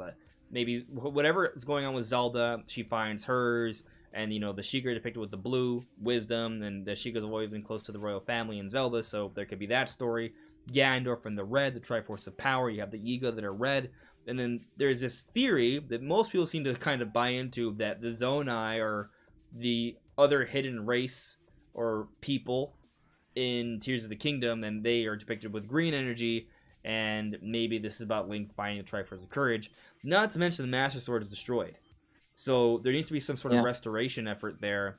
And now Ganondorf is stronger, seemingly stronger than he ever has been, at least stronger than Calamity Ganon. So usually in pre-Zelda games, what do they do to combat Ganon? They look for the sages. They collect the Triforce pieces. They restore the Master Sword with those elements. So that all kind of, you look at that crest, it could potentially be alluding to that, which I think is pretty cool. I have no idea what you did with your cat. It looked like you moved him around like a rag. He's trying to eat my headphones. Oh, yeah. Yeah. Cute. Ruby. Yeah, a bigger focus on the Triforce would be cool. I mean, I do enjoy the fact that Ganon's returning, and so we already got some of that reoccurring personality and lore from Zelda coming back, because like having Ganon as just like this mindless beast was kind of lame, and then just having the Triforce just be the power from the gods was also kind of like, why? Mm-hmm. Why not talk about what it really is? But they didn't seem to know, so maybe they'll get educated, I guess. Because nobody seems to really care about the Triforce anymore, other than it's just like a symbol. So maybe there'll be a thing where they learn more about that. Okay. Yeah, I apologize. I was looking for a cleaner shot of the Master Sword with Link in the green tunic. I found it on my computer, so let me put it up for you guys so you can see it. That's not what I'm talking about. I'm going to show you in a moment. I popped it in for a second. I'm going to show you entirely now. I thought I was. I guess I lied. There we go. So, as Guy Don't Know was referring to earlier, when you take a look at this image, under the sword that's corrupt, you can see triangles that are cut out. Yeah, that's what I was saying, like in the cutouts. Yeah. And there we can see more clearly that's what's going on. So, that's cool. I'm down with that. That's cool. Yeah. So, yeah. Notice his arm. Go on. His arm's like very like black. Like sometimes the like Correct. symbols on his like arm that's like fucked up, they'll change color. I've noticed. So like sometimes they're green, sometimes they're gray, sometimes they're like white. They're not always the same color for some reason. Like sometimes his hand just glows a lot. I guess that's when he's using his powers. But I just noticed like here it's just kind of like gray. Yeah. I mean, I just assume they got like completely destroyed, and then something or someone helps him afterwards. So he has those armaments on them. Like, I feel like some time has passed, and there's been a little bit of a recovery since that event with Ganondorf where Zelda was lost. But maybe we'll find out. Yeah, he's got like the scraps and stuff on his arm. Yeah. So I do want to now transition. Where are we? Okay, been an hour 24. Oh no, I ran out of ink. How am I gonna write notes? No, that's my second. So I just used the notepad on my phone. Yeah, but I suck. Oh, this has ink. Okay, cool. So 24. That was 24. All right. So I want to talk a little bit about this Metroid rumor. So basically, there's someone on, was it Reddit? Brand, I sent you a link the other day, right? I did. Yes. I'm gonna make sure I have the right website. I know, me saying Reddit, it's not really a great start to this rumor, is it? But hear me out. Hear me out, please. There we go. Yeah, it is from Reddit. But, basically... Alright, so this person who's a mod on Reddit, I'll just read it out. So, I don't think I've ever made a post about this before, but I am one of the mods of the sub, and I've gotten DMs from a random Reddit user in the past. If you read through his comments, you can see his creative leaking of Skyward Sword, WarioWare, and Splatoon 3 before they were announced in an upcoming Direct. 3 months ago, the day before Nintendo's most recent Direct, he DM'd me, "Zelda fans will be crying tears of joy tomorrow," before the Zelda title was even revealed. Today he messaged me, "Do you think everyone is primed and ready?" He then says, "I try to reach out to him, but the mysterious little bleep doesn't respond. He has an undefeated record, however, so let the speculation begin. I'd obviously guess this means a Metroid Prime reveal is coming very soon." So assuming this person's legit, then yeah, I agree that phrasing, "Do you think everyone is primed and ready," would be teasing Prime. And that's the whole idea behind this Metroid Prime thing. This person, I saw the history of it, but he actually deleted his account after this story caught fire because he didn't want to get outed, supposedly. Oh, wow. Okay. So the fact that he deleted things, I feel like sort of builds up, because I actually saw this before he deleted his account. So, and I saw the timestamps. I saw the Skyward Sword stuff, the WarioWare stuff, the Splatoon 3 stuff before they were announced. And the same thing for Tears of the Kingdom. He had a day before the Direct, the September Direct, he literally had messaged him, "Zelda fans will be crying tears of joy tomorrow," with the T in tears capitalized to add emphasis there. So that was clearly hinting at the name. A day before the Direct. And what I found that when we do have Direct leaks, if they're legit, they happen like a day beforehand. Like a day or two before. Yeah. They're never like... So the Smash leaks were too. The Smash leaks, yeah. When we would get them, they were like right... sometimes hours beforehand. So the timing of when these leaks come out is about right. But the weird part is, I'm not expecting Metroid Prime news. I mean, this happened already a few days ago. It hasn't happened yet. But obviously, to me, I think, you know, it could still be within a few weeks. I mean, in theory, like, I would say Prime they could save this until E3. But this is one of the reasons why some people are thinking maybe an Nintendo Direct is happening soon, because this is the kind of person that has a track record of knowing about Nintendo Direct announcements shortly before that Direct is going to happen. And we've seen the timestamps. They match up. So, I mean, I'm inclined to think that this person might have information. But that doesn't mean they'll be right again. We've seen that happen. And, you know, it's also one of those things that sometimes there are stories that catch fire because you'll see someone who got a lot of things right in a row.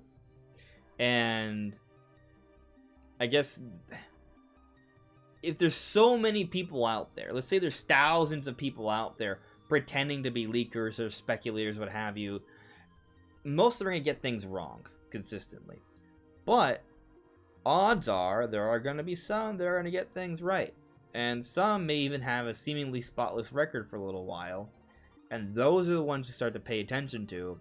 And then we look at them and we're like, oh my god, they got everything in a row correct. This must mean they're legit.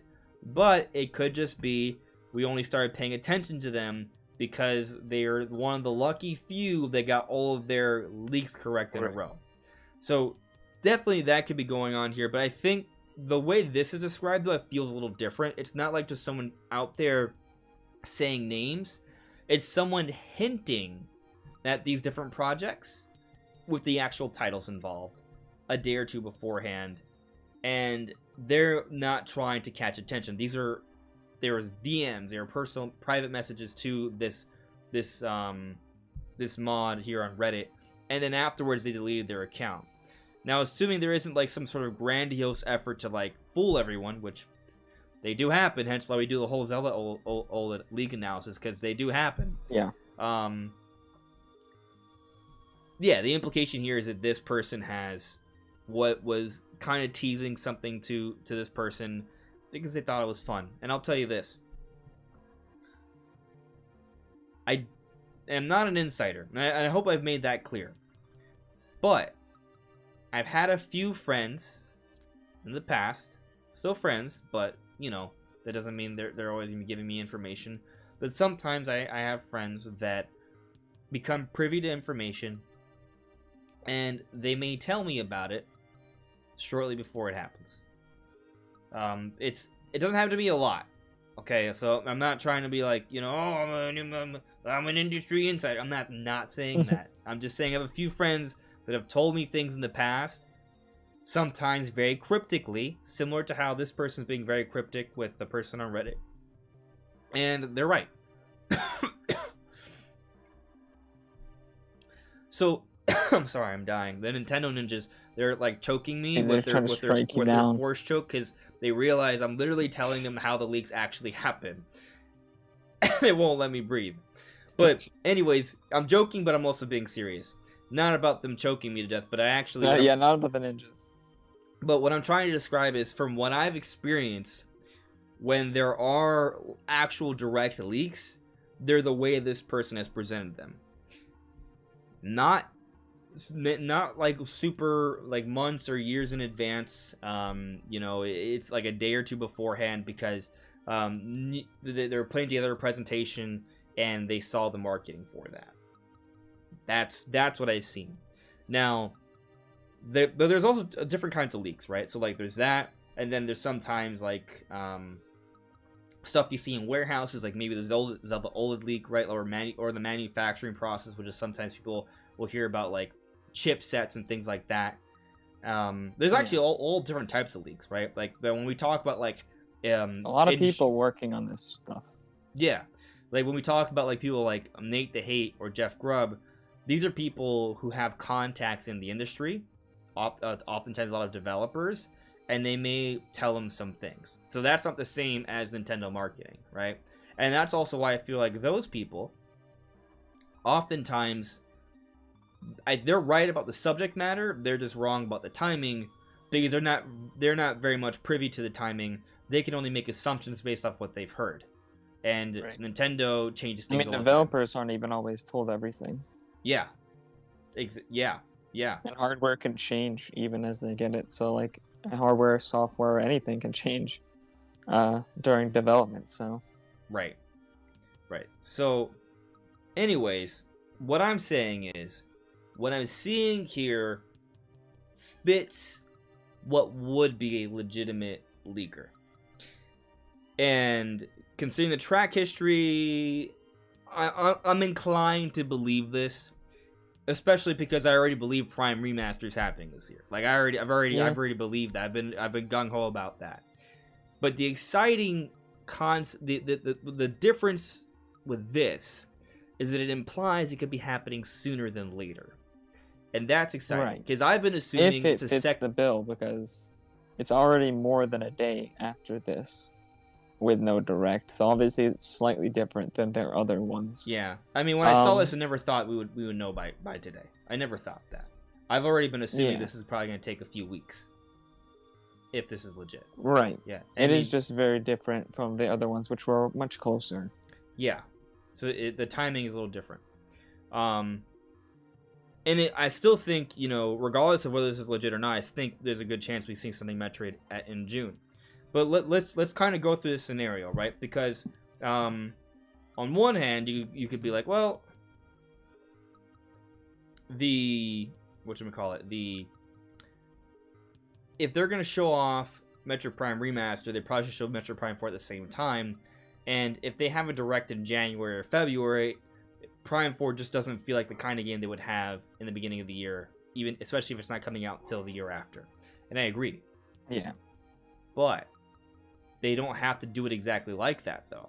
So here's another scenario. Well, one other scenario is that this rumor person, by the way, this person hasn't said when it's happening. It's just based off what they said beforehand. it's usually meant something shortly afterwards.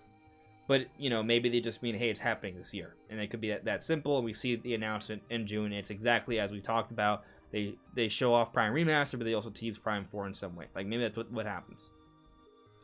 But the other scenario that I want to get to here is maybe, as I've been implying, that this happens sooner than later, we have a direct either late January, mid-January, or early February, something like, you know, within the next month. And they do announce Metroid Prime Remaster for it to come out in the first half of the year. Okay. It's a quick turnaround. When would it come I mean, out? technically, they could have early announcements for things for a remaster, even if it's later in the year.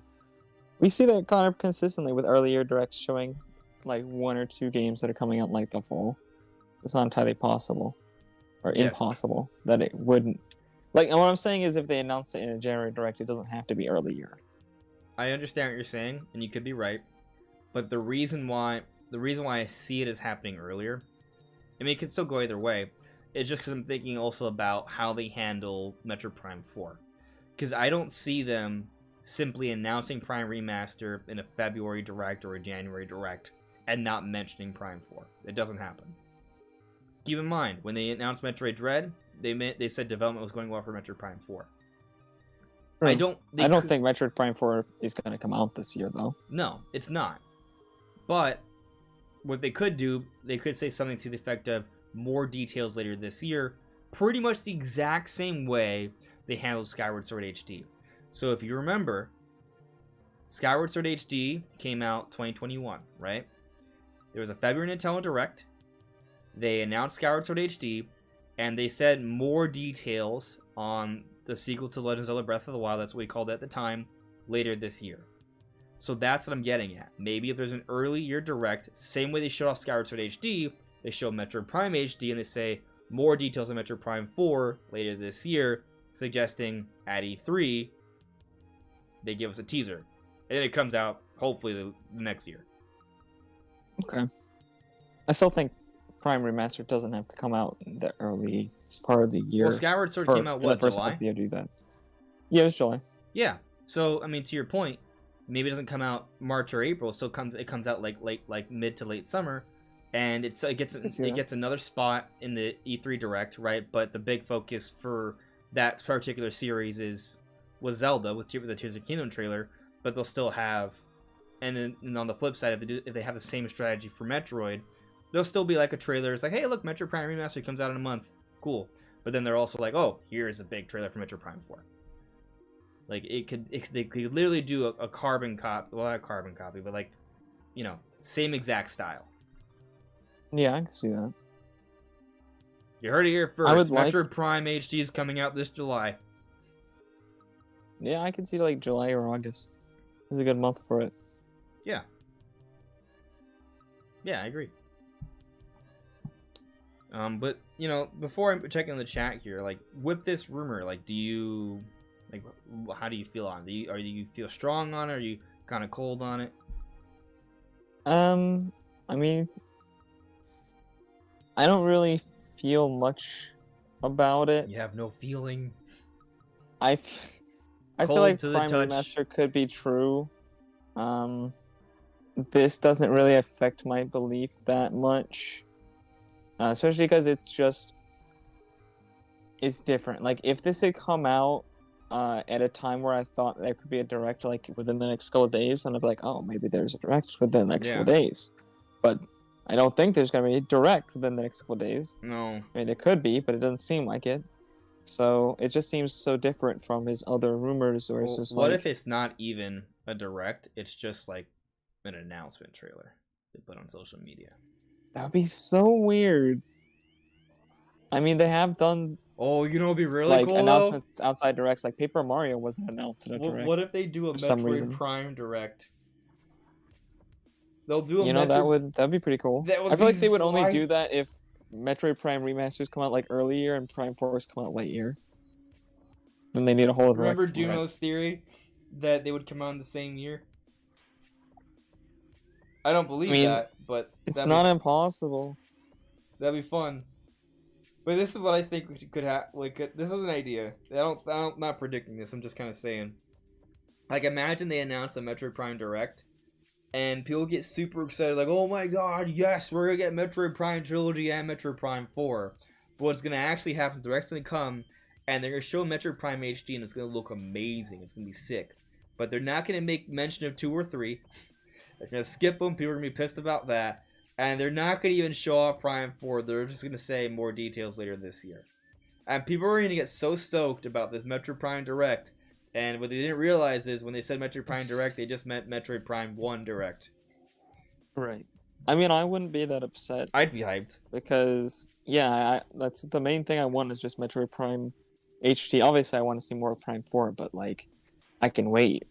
So, if we saw Metroid Prime, especially if it was, like, a big jump, like a big remake, like, even if it was Xenoblade Chronicles Definitive Edition levels, that'd be big. But if they went beyond that, too, like, that'd be nice, because it is a kind of a short game, relatively. Oh, this is fun. So Jay Spike says, "Damn, I'm the guy who posted the Metroid Prime rumor. LOL. Gaming leaks and rumor is my subreddit. Been a sub for a while. Funny to see you talking about it. Yeah, it's fun. Thanks for posting it. So that's kind of funny. Let's see here. I don't see the name matchup, so I mean, but obviously we have different names. But if that's the case, that's really cool. So, you think it's legit? Let me know. But yeah. Let's see here. A guy you don't know added me. On the topic of leakers, whatever happened to Vergaben? He predicted a lot of things during the lead up to Smash Ultimate, but I haven't heard about him for a long time now. Well, after Smash Ultimate release, he just started getting a bunch of things wrong, didn't he? Yeah. So, there's 2 things. One, if there's 2 different ways I can kind of see it. One, if Vergaben was legit, like a legit leaker that got things right initially, what could have happened is that they saw that people got those leaks right, and then they started trying to find it. So they started feeding false information, and then that person's source of information was found.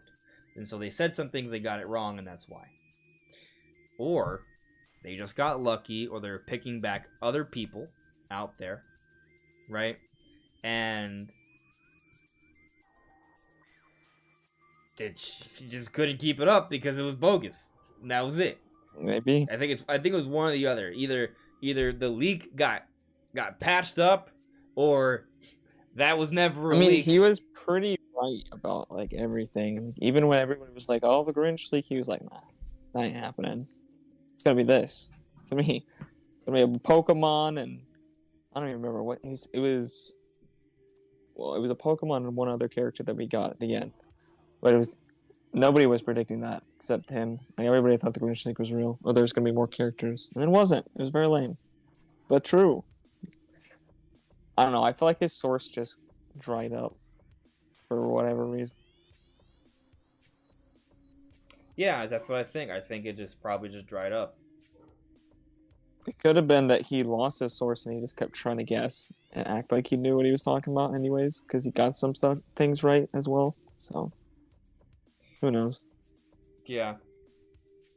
So, Jay, I believe Jay Spike here. So, Jay Spike says, "I'm Spheromancer. That's the person on the Reddit that reported on the person that was messaging him. It says, my Reddit account under this name got banned. The random user just DM'd me randomly and was always right. I feel bad for putting him out there. If he didn't want to, though, he deleted his account."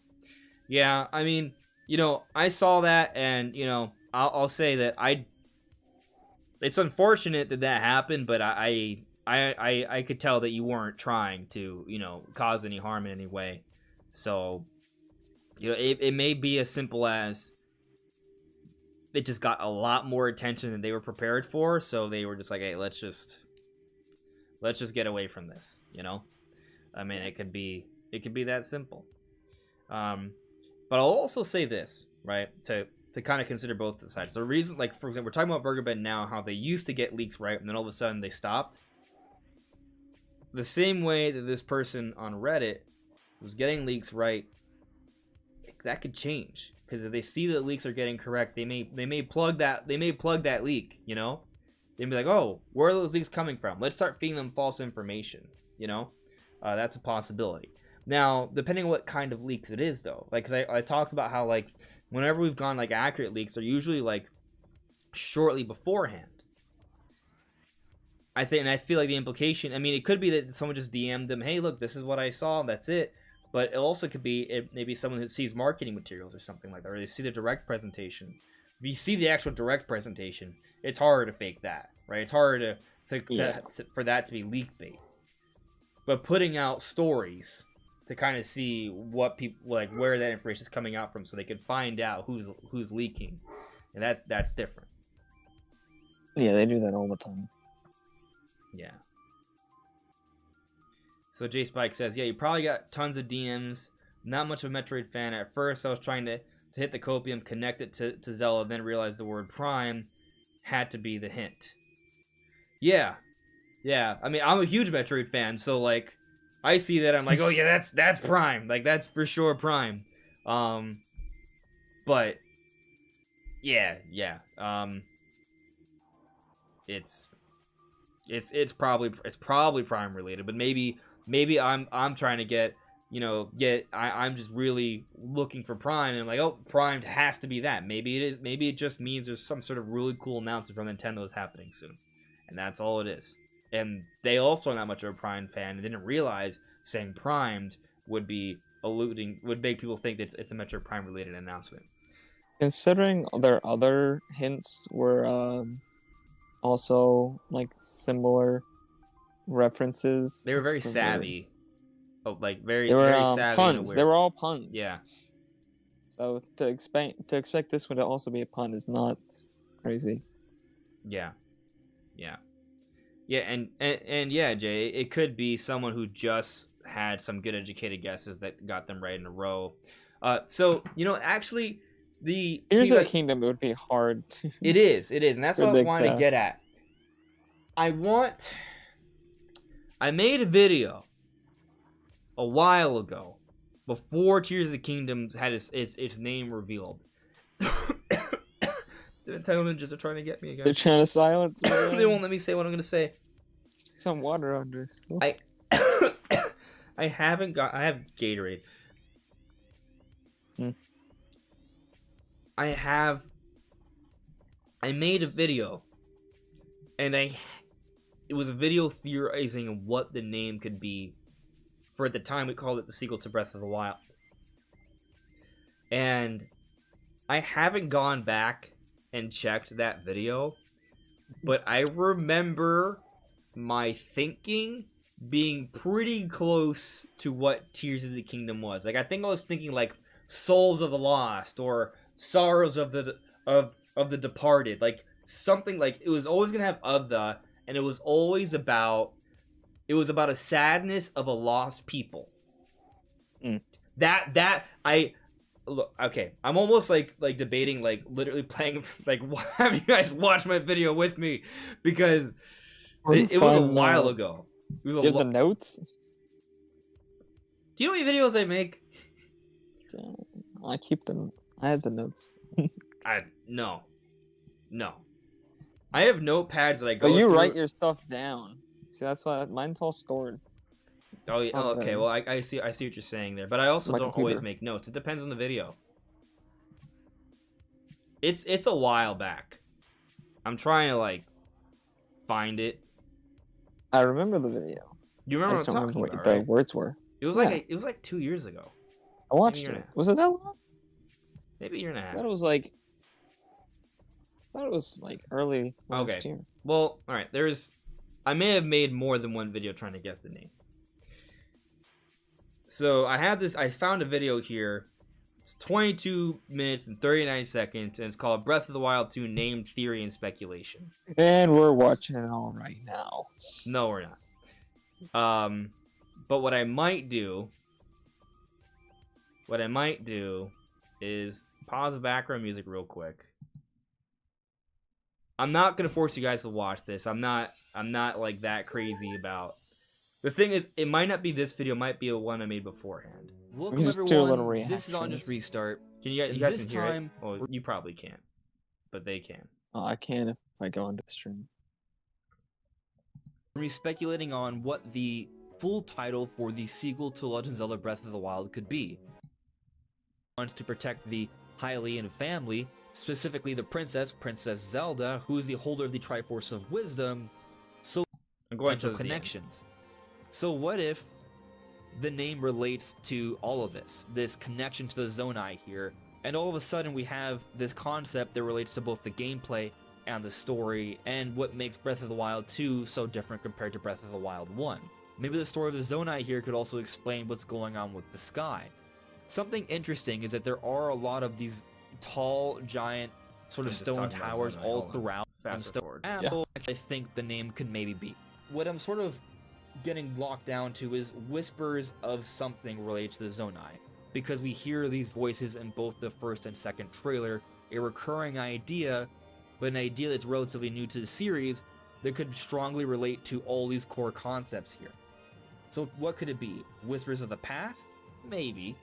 Whispers of the Void? Okay, I'm not as Maybe. close as I thought. Could it just be Whispers of the Zonai? I feel like that's just a little bit too blatant, so I'm gonna say Whispers of the Lost. Okay. The Legend of Zelda. Okay. I don't think I was that Going far. on a whispers tangent. Whispers of the Lost. All right, let's. Zelda, Whispers of the Lost. Now, it likely isn't that name, but that's the name I'm gonna sort of conclude with for this video. I think it's something that All right. is- Sorry. So I wasn't right, and I didn't say I was right, but I was wondering if I was maybe like kind of close. I'll argue that I was, but not like super close. And the point was, the whispers is about. If you go back earlier in the video, I was highlighting how in the first trailer, there seems to be, and there's debate on this, but it seems like there's like a crying of a people. Mm-hmm. Like there's that whole theory about the help us in reverse. So, and there are like voices or there it does sound like voices or whispers in the first trailer. So Yeah. And we do see like cave paintings of Ganondorf with the trident like riding into battle. The implication being that he's trying to subjugate maybe a people going into battle. So it could be the case that there's these lost people, right? So I'm talking about the Zonai. The Zonai could be the kingdom, and I said whispers, but it could be the cries, or that was kind of like the thinking, like some sort of message of sorrow from this kingdom. Tears, I would say, is very similar to this idea of a message of sorrow. So Yeah. that's what I'm kind of getting at there, is that the name was somewhat predictable. Somewhat. Not like super easy to predict, but definitely like I don't think I was. My point is that if someone he had my didn't same, technically predict the full name, but if but you see you what I know, meant. it's My just point kind of though, implying right? that Like he knew the my full thinking name. was that the based off the trailers, there was a kingdom or a people, a lost tribe that were lost or in despair and they needed help. Right. So you could extrapolate Tears of the Kingdom from that. You could. We also And they only like, said we're tears. also just assuming that he knew like the rest of it. Like he just says tears. He could have guessed tears of anything. Like there's no guarantee that they were saying Tears of the Kingdom there. So they say tears. Yeah. We're just kind of assuming that since they got tears, they probably got the rest of it. Yeah. Let's see what That you might not be guys the said in the case. They chat. could have guessed something else that was tears of whatever. They could have guessed Tears of the Zonai, and that was their guess, and they put tears, and Yeah. they got it. They got it part right. I'm curious what you guys think in the chat of my theory from over a year ago. So Taker610 with a $2 super chat. Thank you very much for the super chat. Taker says, so much for my something of the Zonai theory. Well, I mean, if the kingdom is a Zonai, you got the other part, so it's not too far off. Jace, like I kept guessing souls in my brain too. I'm still on the Zelda is Dead train, I think there's a lot that supports it. Zelda's dead. She fell down a hole, and you know she died in Spirit Tracks. Yeah, so you know it's not possible. I might purchase Spirit Tracks on Wii U. Ooh, you should still do that. Yeah, if it's a good version, then you should definitely, because it's a great game. Yeah, I think I might have to play with my gamepad. The thing is, my gamepad, the only way for it to work, it has to be plugged in with a cord because the battery's completely shot. So and if you're gonna play like a DS game, I think the idea is that you use the gamepad screen. Yeah. And that's kind of, I don't know. I might prefer. You can't sit somewhere where you can keep it plugged in. Can a 2DS play a DS game? Should. Because I almost feel like maybe it makes more sense to just kind of go. Because I lost my 3DS. I have to get a new one.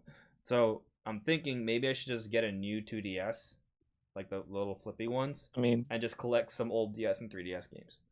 I think no matter what kind of 3DS you want to get, they're all pretty expensive. Yeah. And that's the difference. I could get Spirit Tracks for like $7 or $8. So I think Spirit Tracks is actually like $20 to $40. Now I was looking at it on well, the it depends where you get it. I was looking at the Wii U eShop. It was like $8. Oh, on the Wii U eShop. Yeah. I thought you meant like the physical like DS edition. Yeah. Because I think that's like $40 on Amazon or something.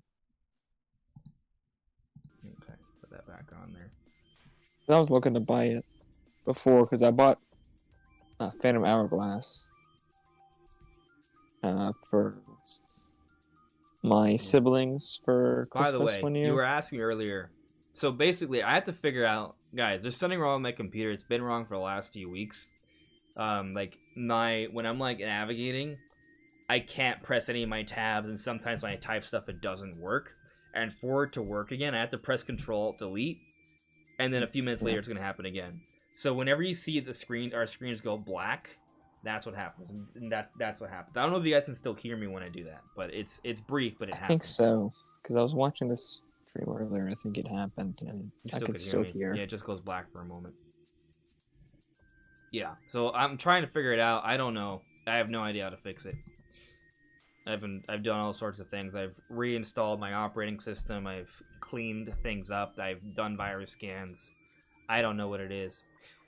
I don't think I've mentioned this publicly, but there was a day that I didn't upload a video like a couple weeks ago, and it was because my brother's cat, not Ruby. Ruby would never do this, but my brother's cat I had finished the podcast. It was like 12:30 at night, and my brother was away for a trip, so I need to take care of all the animals. So I was like, oh man, it's been hours. I gotta take out the dogs. So I take out the dogs.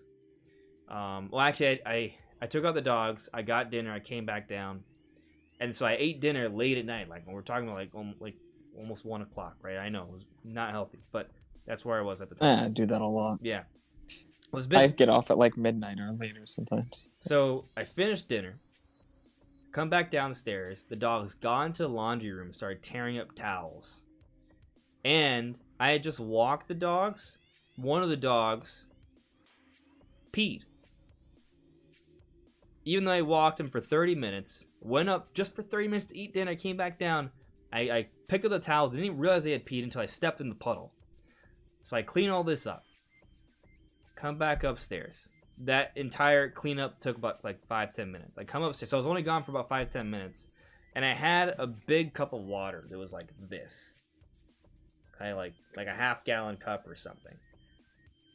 I had only drank like half of it during the podcast. It was a lot of water. I know I should use like something that closes, but I don't usually. And I had raised my table up. I have a raising table, so it was up, and I had put away the chair.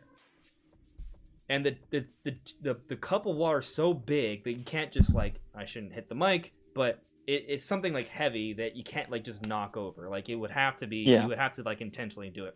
My brother's cat found a way, and he's like a small little Persian, so he has stubby legs. He can't like really jump very high.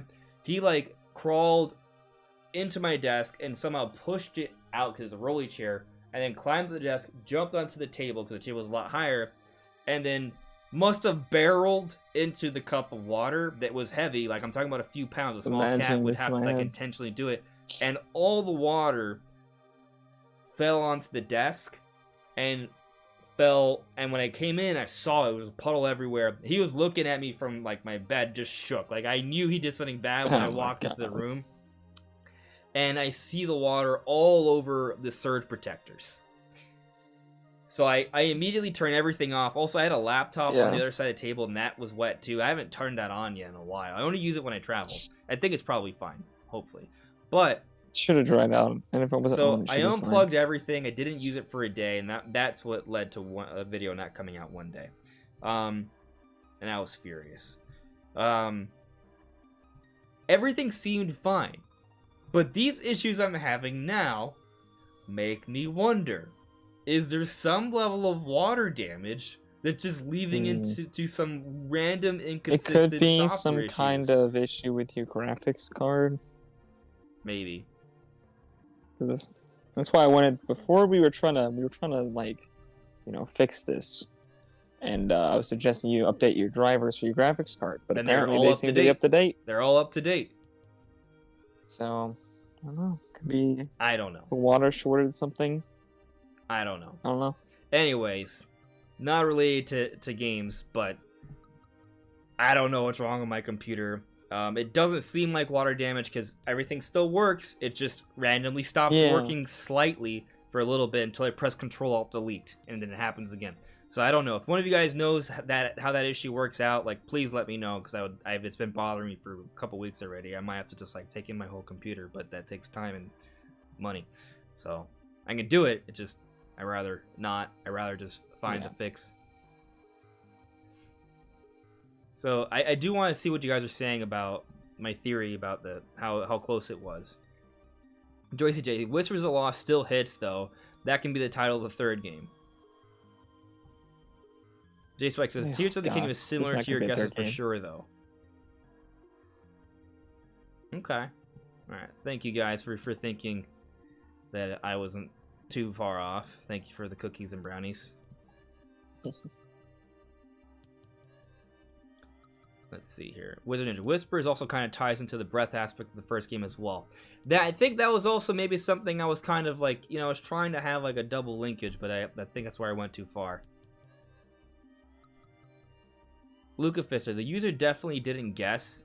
In the DM, it was capitalized in the middle of the sentence. Zelda fans will be crying tears of joy tomorrow, implying that they knew tears was part of the title. Yeah.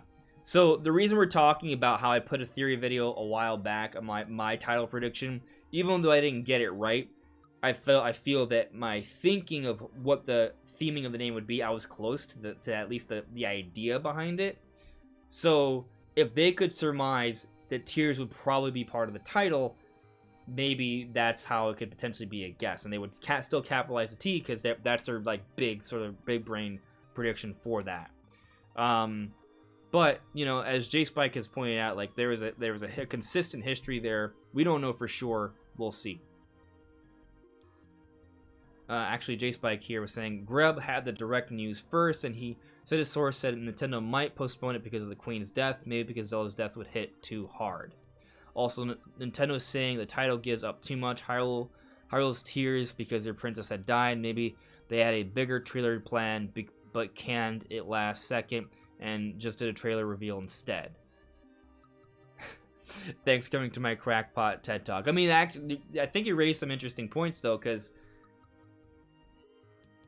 Zelda dying, there could be something there. And actually, I made a video talking about the sacrifice of Zelda.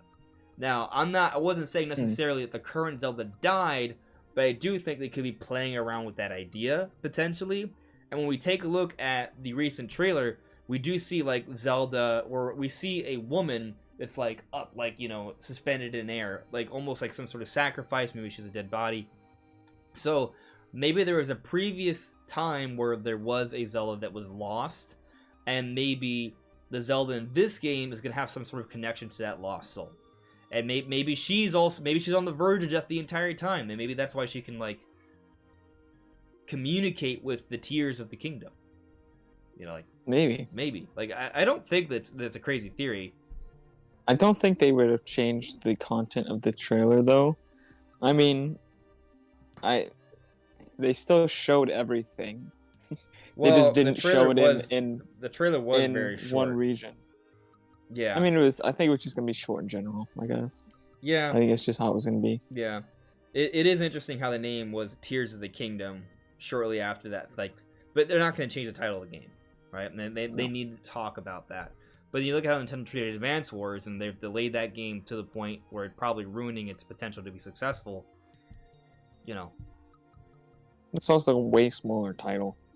I think like Nintendo's going to show what they're going to show. They might not. I mean, they already did what they did with not showing it live in the UK, and I think that's like all they did. I don't think they changed any of the trailer. They did that, yeah. That was their move. That's fine. Yeah, I honestly think that's fine. That's probably what it was.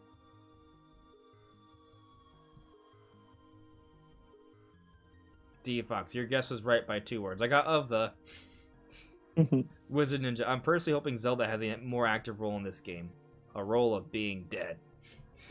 Just kidding. I don't know. I don't want her to just be a damsel. I do want her to have some relevance, and maybe she can be both dead and have an active role in the story, similar to Spirit Tracks. Spirit Tracks. Yeah. Yeah. Good. Yeah. I wouldn't be against it. Yeah. No, there could be something there. And my speculation right now is that she doesn't die, but she is perhaps trapped in another realm, maybe. Or another realm being underground. I don't know. Something happens to her.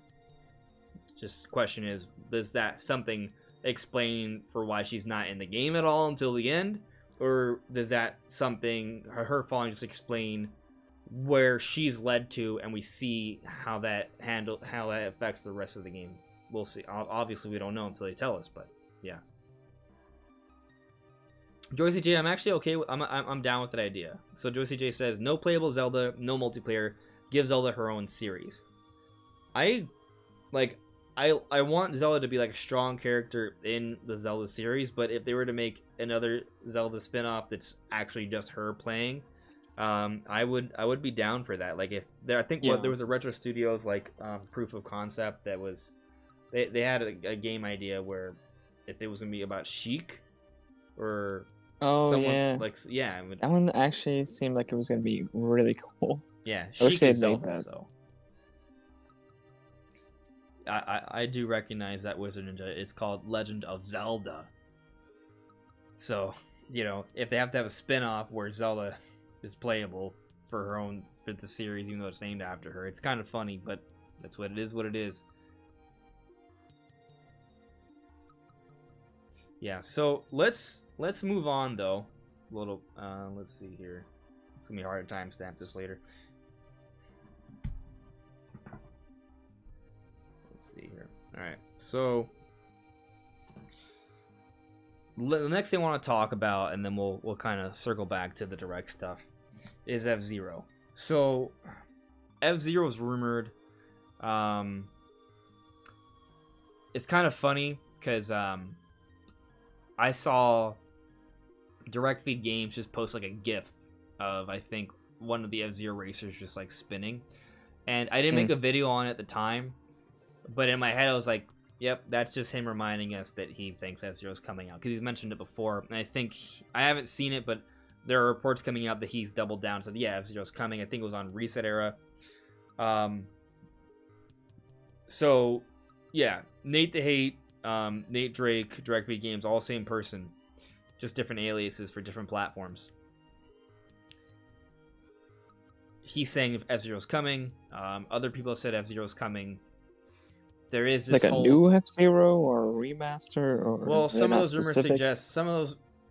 Not all of them are very specific. The rumors. We've heard from Nintendo Prime. He's heard from someone he trusts, a trusted source, that it's a GX remaster. Considering the supposed GameCube remaster initiative. Ah, yes. Yeah, I do buy it. And so let's talk a little bit about this GameCube remaster initiative. I like calling it that. Maybe I should just make a video where I'm like the GameCube remaster initiative. I might have fun with it. I don't know. I like the remaster Renaissance personally, but you know. Renaissance. Well, we'll play around with the name. Initiative or Renaissance might not be good for analytics, but whatever. Anyways, so there's some angles. I realize not everyone's a big F-Zero fan. It's kind of an old series. They haven't had a game in many years. So Barely played it. yes, a lot of you in the chat probably are like, what even is F-Zero? Or you're just like, I've heard of it, but, you know, whatever. It is the best racing series. Period. Okay? It is the best. The very best. It's really good. You should play it someday. It's my favorite racing series. I mean, Mario Kart's really good too, but I think we've had so much Mario Kart that I'm kind of like, okay, now give me F-Zero. But yeah, F-Zero GX might be my. I don't know. Mario Kart 8's pretty. I don't. F-Zero is really good. That's my main point. Jokes aside, F-Zero is a really good game. But yes, GX is very hard. So, anyways, point is, this idea of F-Zero happening, let's just ignore the rumors. Let's just talk about like the logic behind it, right? Yeah, we don't just talk about rumors here. We actually analyze news, we speculate, we theorize. And sometimes our theories aren't too far off. Whispers of the Lost? No. Tears of the Kingdom. But the theming wasn't too far off. Anyways, so there's this speculation that Nintendo's moving on to new hardware. Which, I mean, it really shouldn't be speculation. Let's just call it a conversation. It is happening. There's really just a question of when. Does it happen at the end of this year? Does it happen at the end of next year? Does it somehow 2025? Like, that's, like... Oh, my God. I would say that's unlikely, but, you know, if we're going to talk about maybe it happening in May with Tears of the Kingdom, I feel like we should also go on the other end of the spectrum and say, well, maybe it comes out, like, early 2025 or something. Like, so let's... You know, there's a window, right? There's about, like, maybe, like, a 2.5-year window we're looking at here. Or 3 year. 2 years. This is about 2-ish years. Yeah. So if more this like is 3 because it would probably be late 2025. Yeah, you're right. But anyways, point is, we're obviously approaching the end of the generation. And when I say approaching, that doesn't mean that next year there won't be any new Switch games to play and your system's going to be irrelevant. No. Similar to how Nintendo transitioned from 3DS to Switch, there are going to be games coming out for Switch that you can still play. And I like to think that they're going to have a lot of cross-platform releases, where kind of how Sony and Microsoft do it. But they may also do something like how they did with 3DS, where there's a lot of remasters and remakes. And that helped to give them content in the later years of 3DS, while they can focus on bigger projects for the Switch. So in comes the GameCube Remaster Renaissance Initiative. Yes, Okay. the Renaissance Initiative. The Renaissance Initiative, where they can go back to GameCube games and Wii games. They are games that aren't good enough for today's standards, but can be enhanced with minimal changes and look and run pretty good and be considered a legitimate, solid release for today. We're getting one in February. February with Kirby's Return to Dreamland Deluxe. That's the first in the remaster initiative. That's a Wii game, but Wii and GameCube are basically the same thing. They're basically the same spec set. Like Wii was. That's like a whole remake, isn't it? Yeah. It's called Deluxe, so. I haven't seen how it looks compared to the original. I mean, it looks a lot better. How old was the original game? It came out on Wii, so that gives you your time. Okay, not that old. Okay. Yeah. It looked pretty good though, so I don't know. I have to go back and look and see what the old game looked like. It does look good, but the ultimate point here is that Nintendo is probably going to dip into a lot of remasters for this transition. Also, another angle is these remasters could become the next Wii U port, because we're almost done with Wii U ports. There's still a few, but they can move on from just. Where is my Wind Waker HD? Where is my Twilight Princess HD? And Xenoblade Chronicles Xenoblade X. X. Those are the three. So. Yep. That's the real Triforce right there. Yeah. Triforce of unported games. Anyway, though, it makes sense for Nintendo to dip into this to help them transition over. They are running out of Wii U ports as well, so that gives them more easy ways to make quality games, as opposed to just doing Virtual Console, which I know what people want. But some of these games, if they have a more catered remaster, can play and look a lot better. Income F-Zero. F-Zero GX would be the ideal remaster situation. If you take a look at F-Zero GX, just Google like F-Zero GX 1080p or 4K Dolphin. Game looks amazing. It looks stellar. If they were to go back and just enhance some of the assets and upscale that to 1080p, New lighting system would probably be a big change. I mean, that's kind of like one of the easiest changes, and it's just kind of that crazy kind of era. how good F-Zero GX looked. Like sometimes, it's kind of funny when I look at how good some GameCube games looked, and I'm like, man, how hard would it be to just make a game like that on the Switch, but better? Like, it can't be that hard. It already looks good on GameCube. How much more? Like, if you take a GameCube game as is and just upscale it to HD, like, how much horsepower does that take? I don't really get it. But, I mean, not a lot. Right. Well, I guess my point is, you could if you can make some GameCube games look really good with minimal effort, like how much further can you go? You know what I mean? But anyways, so F-Zero GX is a really good idea for a remaster, especially now because Mario Kart DLC, like that's coming, right? There's no reason to come out with a new Mario Kart anytime soon. And Nintendo's kind of been like riding the coattails of Mario Kart 8 this entire generation. They haven't given us any other racers. Nintendo has a long track history of other racers, but the one that's most requested and discussed is F-Zero. And F-Zero does have the benefit of being a little bit more known thanks to Smash Brothers. So, and by the way, Captain Falcon's a big name. He's a big name, and he's been used in a lot of those Smash, like, those so Smash iconic. trailers. So everybody knows Falcon Punch. Yeah, it's something they can market. So, like, from those perspectives, I think F-Zero makes a lot of sense. At some point or another, Nintendo has to have another racer, and then if they're going to be going back and remastering a lot of old GameCube and Wii games, and they're not going to give us Mario Kart anything new soon, but eventually the logical deduction is F-Zero GX or Wave Race Blue Storm. So maybe that's another one that comes down the road. But yeah, so it makes sense. Now you factor in the rumors, you factor in the speculation that maybe they were even teasing it with Smash beforehand. Unlikely, but maybe. Like, yeah, I believe this. I think it's happening. And I'm excited for what they could do. Because, yeah, they can probably make it look really good very easily. But as we kind of mentioned earlier, they could make it more of a enhancement. Like, I'm not saying full-on remake, but they could add more content. I think the absolute essential is add online play. And I don't just mean four player. I mean, like, if you can get to 30 racers, that would be huge. I mean, they have, 12 people online with Mario Kart in the lobby? Yeah, so Tune has 8. He's got 8. Yeah. I think those are the biggest ones. Yeah. Now, maybe 30 is too much. It's too much. But if they could just do a higher number to where you still get like that intensity of like an actual like F-Zero race, because it's part of the F-Zero gameplay is that there's 30 racers, so like you feel like you're in like this huge grand race, and everyone's kind of like hitting each other, and it's very, at first it can be very chaotic, it can be very heavy, it can feel very dangerous.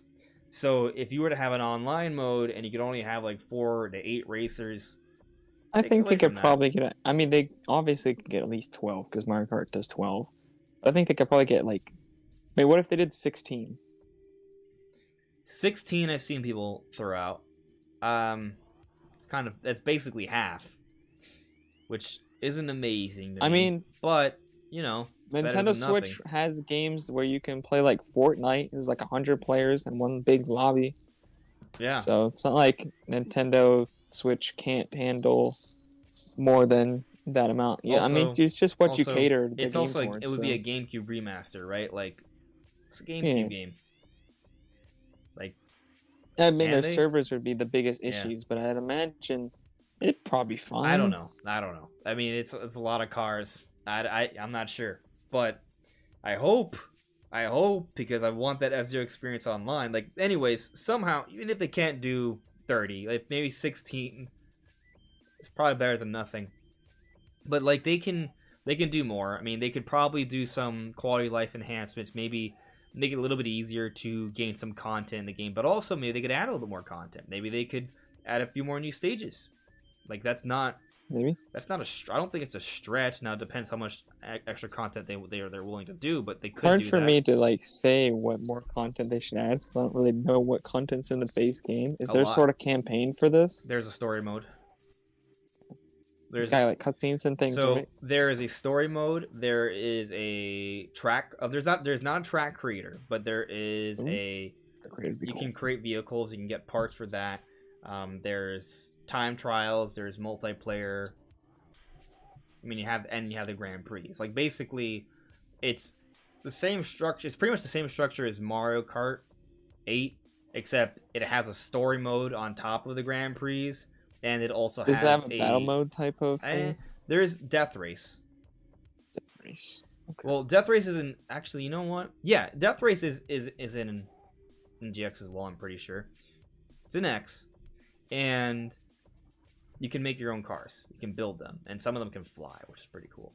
Ooh, and there's obviously cool. versus as well. That's kind of like a basic kind of assumed, right? So all those Splatoon so it's got a good amount of versus. content, like in types of modes. Maybe they just add more tracks and things. It has actually a decent amount of tracks. I think, if I remember correctly, I think there's 25. Hold on. That's not bad. Hold on. There might be more. It might be 30. Because there's an AX cup you can open up. I think it might be 30. F-Zero GX tracks. I don't know. I wouldn't be too surprised if they didn't add that much new content, though. I mean, it's like a big enough deal that they're bringing back F-Zero at all. So there are, I think it's 25 if you unlock the AX. Okay. Yeah. I think if someone wants to correct me in the chat, feel free to. Yeah. So, but they didn't. Honestly, they don't have to add anything. If they can just enhance the game, like just in terms of like visuals, make sure it still runs smoothly, make sure they have a very well running. I mean, adding online play is just big enough change already. I think that'd be good enough. Adding online play with better visuals and some quality of life changes to make the game a little bit more approachable for some people. There you go. Like maybe make easy mode easier. Maybe make like scale back easy and normal, but maybe leave hard and very hard like still like very challenging. Like still leave the challenge there, but still maybe just add an extra easy mode. Extra easy mode. Maybe like baby mode. It wouldn't be that hard to kind of customize the difficulty options a little bit. The real tricky part is getting all the tracks in the game, getting the AX tracks, which is the arcade tracks they actually add in the game, but you have to like be really good to play like really hard difficulties to unlock it. Maybe since the AX tracks was not because there was actually an alternative way to do it besides like playing like really challenging stuff. It was by taking your memory card and plugging it in to the F-Zero AX arcade version of the game. If you took that data, you could plug it into your GameCube, and you could unlock the AX tracks and also the characters and vehicles for it. That was an easier way, but assuming you could find that, and that's now it was hard back then. Now it's like next to impossible. Yeah, so I think they probably should give us another way. On the planet that would unlock that. Yeah, I mean, what they could do is they could just have it unlocked from the get-go.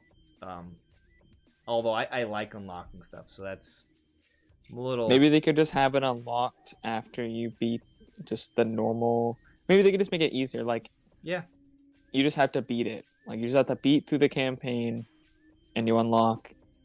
I mean, they could even do it if they wanted to. They could be like, "Oh, you beat it on easy, but you only unlock the easy difficulty for it.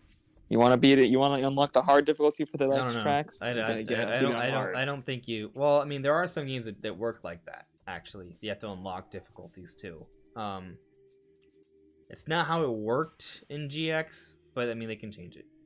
No, that's what I'm saying. Changing it. I don't know. I think they just need to make it a little bit easier to access the tracks. I guess I understand your points because you still want there to be like a reason to play the hard, like to push the hard difficulties, because there still should be something you unlock when you play the extra hard stuff. So Yeah. I mean, it could just be cool vehicle parts or cars. I think making the tracks really hard to unlock is what bothers. I think the tracks should be relatively easy to unlock, but unlocking We could add like characters skins for and characters vehicle and things. parts. That would be a cool thing to add. Actually, they could add maybe more alternative skins for the characters. That would be cool. And heck, if they want to add maybe another 5 tracks, another cup, and a few more characters, they could. They don't need to, but they going could. to say no. I ain't gonna say no. No, I'm not. So, I think they could do a really good job with this, even if they don't add any new content. Just quality of life changes, some simple but effective visual enhancements, and adding online. It would be a great game. Checking with the chat here. Let's see. LP. I feel like 30 online should be very feasible for a remaster. If Mario Kart can handle 12 online and it being 2 generations ahead, I don't see why not 30. Thank you. J-Spike. Everyone having their own wacky looking custom vehicles online would be sick. Oh, that's a whole other element. I was just thinking about like the base game, like the actual tracks of the, not the tracks, but the vehicles for each character. But if you can take your customizations online, that's extra crazy. But that would probably require some changes, because there are some cars that you can make that are broken. Like you can freaking fly in the cups, like, because it kind of takes advantage of the mechanics. You're not supposed to be able to fly with them, but like you just start drifting, and instead of like going to the side and down and crashing, for some reason, like there are some crafts that will literally just start drifting but going upwards. And you could just sort of tornado around the world. It's really cool. Maybe they can have an online mode with custom parts and without. It's like you can play in the no man's land if you want, but then you can also play over here where it's going to be more normal. So maybe they have ranked and non-ranked, and ranked is just there's like 30 or 36 cars you can get in the game. So those. And then customizations are allowed, but only in non-ranked. Yeah, I can do like that. Yeah, or because the problem is, some people might argue, well, why don't you just customize the customizable cars, like you balance it so it would be fair for ranked. The problem is, if you do that, you lose cool little things like being able to create a vehicle that can fly, because that breaks the game. But it's also really fun that it exists, but it would not work for ranked. So I think that's how you do it. You don't touch it. Give us the same system was in place. If you want to add more parts, cool, but don't ruin what's already there, and just let us play it online in non-ranked. I feel like they'll just not let us play it online at all, but hopefully they let us play it non-ranked. That would be ideal. Let's see here.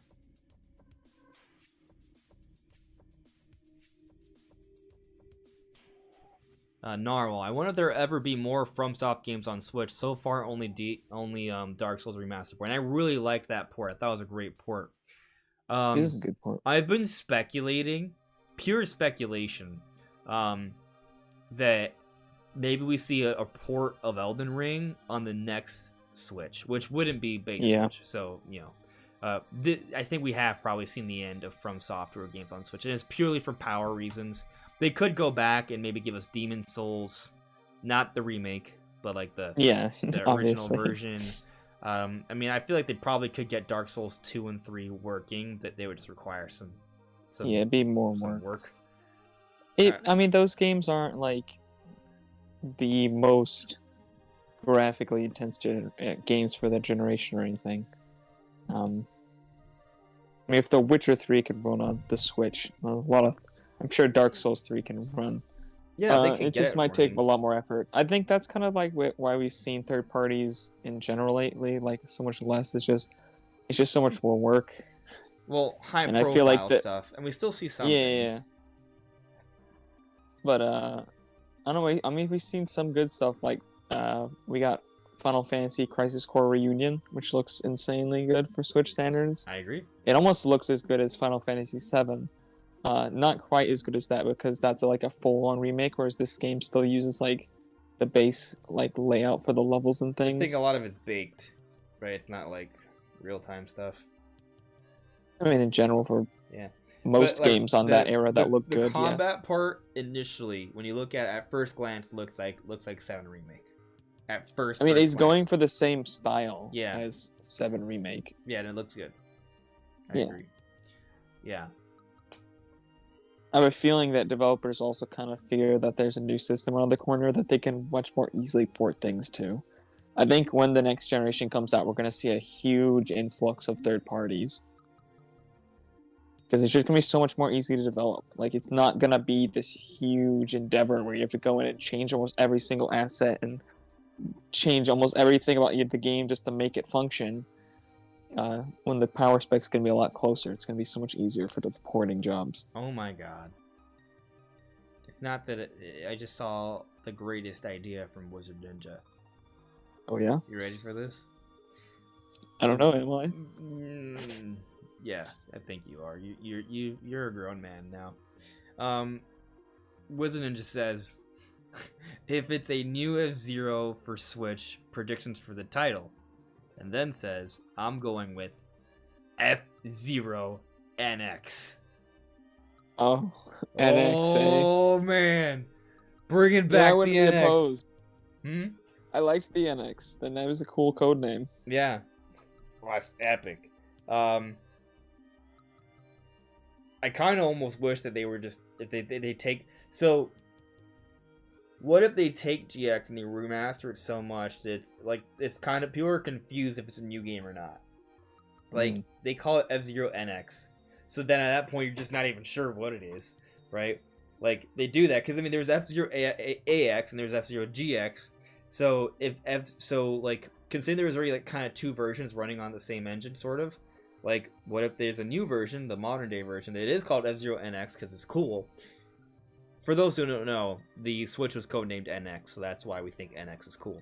Also, N could stand for Nintendo, NX, that would be awesome. But then, like if it's my idea, right? Like where they do all the essential things, but then also they add some more content in there, where they add a whole other cup. Maybe they add a little bit more story too. Like if they do stuff like they add more content in there, then all of a sudden they could, or if they just take like, imagine if they remake it on like a new engine that they use for F-Zeros in the future, like new F-Zeros. Like that would be a big thing. Like it just looks like they don't even. It's not even just a remaster where it looks just better. It's just like completely rebuilt. Okay, well I mean if they do that, at that point I'm like. See, I assume it's a remaster because I don't think Nintendo trusts F-Zero to do well. Yeah. But if it's like a new engine that's just like insane, I mean at this point we're nice. At this, like, I was trying to like be somewhat reasonable. But we're gonna start talking about it running on a new engine, and it's just like using like the craziest new particle effects and all this jazz. And well, I mean, it's still gonna be on the Switch. Let's just go the extra mile. Nah, man, this is gonna be a Switch 2. It's gonna be a 4K.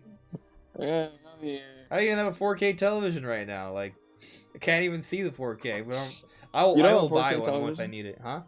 It's actually kind of wild that you don't have one. Well, they're so cheap. I've just been on the move lately, so I haven't had a need to. That's true. Yeah. I mean, technically, I don't own one. I just use. So the thing is, I'm predominantly a Nintendo gamer, right? So there's no value of having a monitor or television in 4K with that. I mean, I guess I feel like a lot of sports games don't really run at high resolutions anyways, and I don't watch a lot of sports. I watch basketball, but I never really see them take full advantage of that. I think they do have like 4K football and basketball, but I'm not sure like where you have to go to get that, because I don't think they just have that on like cable. I mean, usually, like when I'm watching a basketball, I'm watching at my dad's, and he has a big screen, and I mean it looks fine. It doesn't look like dramatically better, so I don't know. I gotta double check that. I remember a few years ago they weren't running at like optimum resolutions. I don't know if that's changed. Yeah, I just haven't had a Probably need. not over cable. I just haven't had a need. Like I'm not like, oh man, let's rewatch Harry Potter in 4K. Like, I mean, bro, if you have Netflix, you should be watching things in 4K. Like, if you don't watch new movies in 4K, what are you doing? Watching new movies in 1080p? well, Crazy. I'm old fashioned, man. I like going to the theater. I do love the theater experience, but like when you want to watch the movie again, like you gotta get surround sound. Dude, you can make such a nice like basic setup. You can get like a Roku TV Listen, my and a dude. Roku surround sound system, like $1,000, and you have like something that's like nice.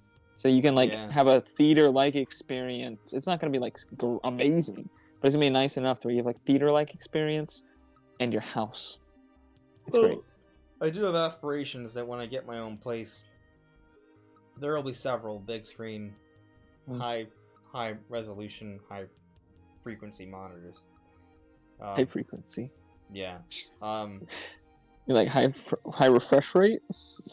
Yeah, that's what I meant. Is that what you mean? Well, I mean, it hurts, frequency. It's not. Is it really that much of a It's not entirely. Yeah, I guess you're not entirely wrong. Yeah. I actually do at some point kind of want to like. So I want to have a setup where I have two big screens that are like flush right next to each other. So like for LAN play, right? Let's say we want to play Mario Kart, instead of doing split screen, we'll do split system, but the screens will be right next to each other, so it'll still be split screen, but two screens. Gotcha. Because like when I like playing Mario Kart with my brother and stuff, and it's awesome. But the fact of the matter is, when we're playing two-player, screen's cut in half. You don't see wide; you see like a vertical slice. So, At least it's still 60. Until you get to 3 or 4 players. For 2 players, it's still 60, which is nice. That does throw me off, actually, though. Especially if you play it on like I played on I went to a friend's place the other day, and they're like, there was like not like a gaming mode on the television, and there was something weird about like the way the frames and how they matched. So like my brother and I they have like motion smoothing or we something? couldn't do any tricks. We kept trying to do tricks, and the timing was still off. Like out of 10 tries, we got it once. Yeah, way too much input latency there. Yeah, it was nuts. Because like we play Mario Kart so much, like we know how to do that. We don't miss the tricks really ever. I was playing Breath of the Wild on my parents' TV. They have like a 75-inch or something in their bedroom, but they didn't have game mode on, and it was so laggy. It was like, oh my gosh. Like, I could tell, like, the minute I picked up the controller and moved the joystick, I was like, game mode's not on, is it? You ever play Smash, and you're like, oh god, this does not feel right. I cannot move. Hate that. It's also why I hate playing online. Like, when my movements do not match, what I see on screen does not match to what I'm doing, I'm like, oh, I can't play. Like, it sucks. Yeah. I've done it. It's just not fun. Checking the chat here. I think we're pretty much at the end of the discussion, guys. So any final things you want to say or bring up? I will close things out with a little bit more intel and direct speculation. Let's see here. I saw someone bring something up interesting. Oh, Johnny Hernandez. Thank you. So Johnny Hernandez, NVIDIA's special address at CES on Tuesday, January 3rd, 2023 at 8 a.m. Pacific time, where we'll be kicking off the you think NVIDIA will announce a new chip for the new Switch 2. At CES, he says? Is this like a theory, or is this for sure happening tomorrow? No, he's just a theory, but CES is just a place where you show off technology and stuff. It's like a big show. Well, I mean, this will be tomorrow. Where a lot of companies go and show technology. I mean, NVIDIA will show stuff. And no, there is a key. They are having a keynote tomorrow. Yeah, I mean, they're gonna show stuff, but they're not gonna show the chip that is used in the Switch. You want to blow they your might mind? show off other mobile chipsets that give us an idea of where they are. You ready for this, Brandon?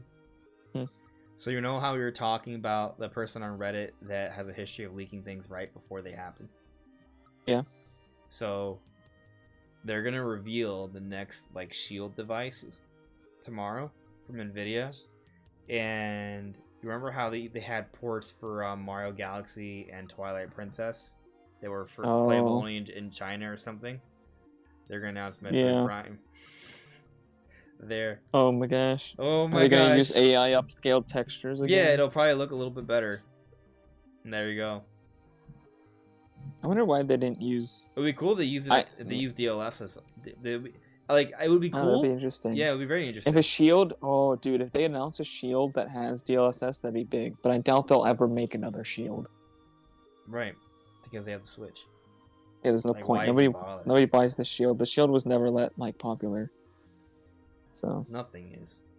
they've been more silent though on the gaming aspect of their chips ever since the Switch launched, and they got rid of the shield pretty much. I mean, they still sell the shield, but it's like not their focus. Yeah.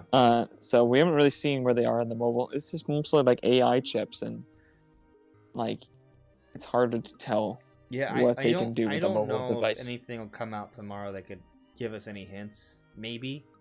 Maybe if they have like a more gaming focused chipset, or we can just kind of see where they are in general with their architecture. But I mean, we already know that they're using. Wasn't there like a Jaguar chip chipset. that was like for like a car or something?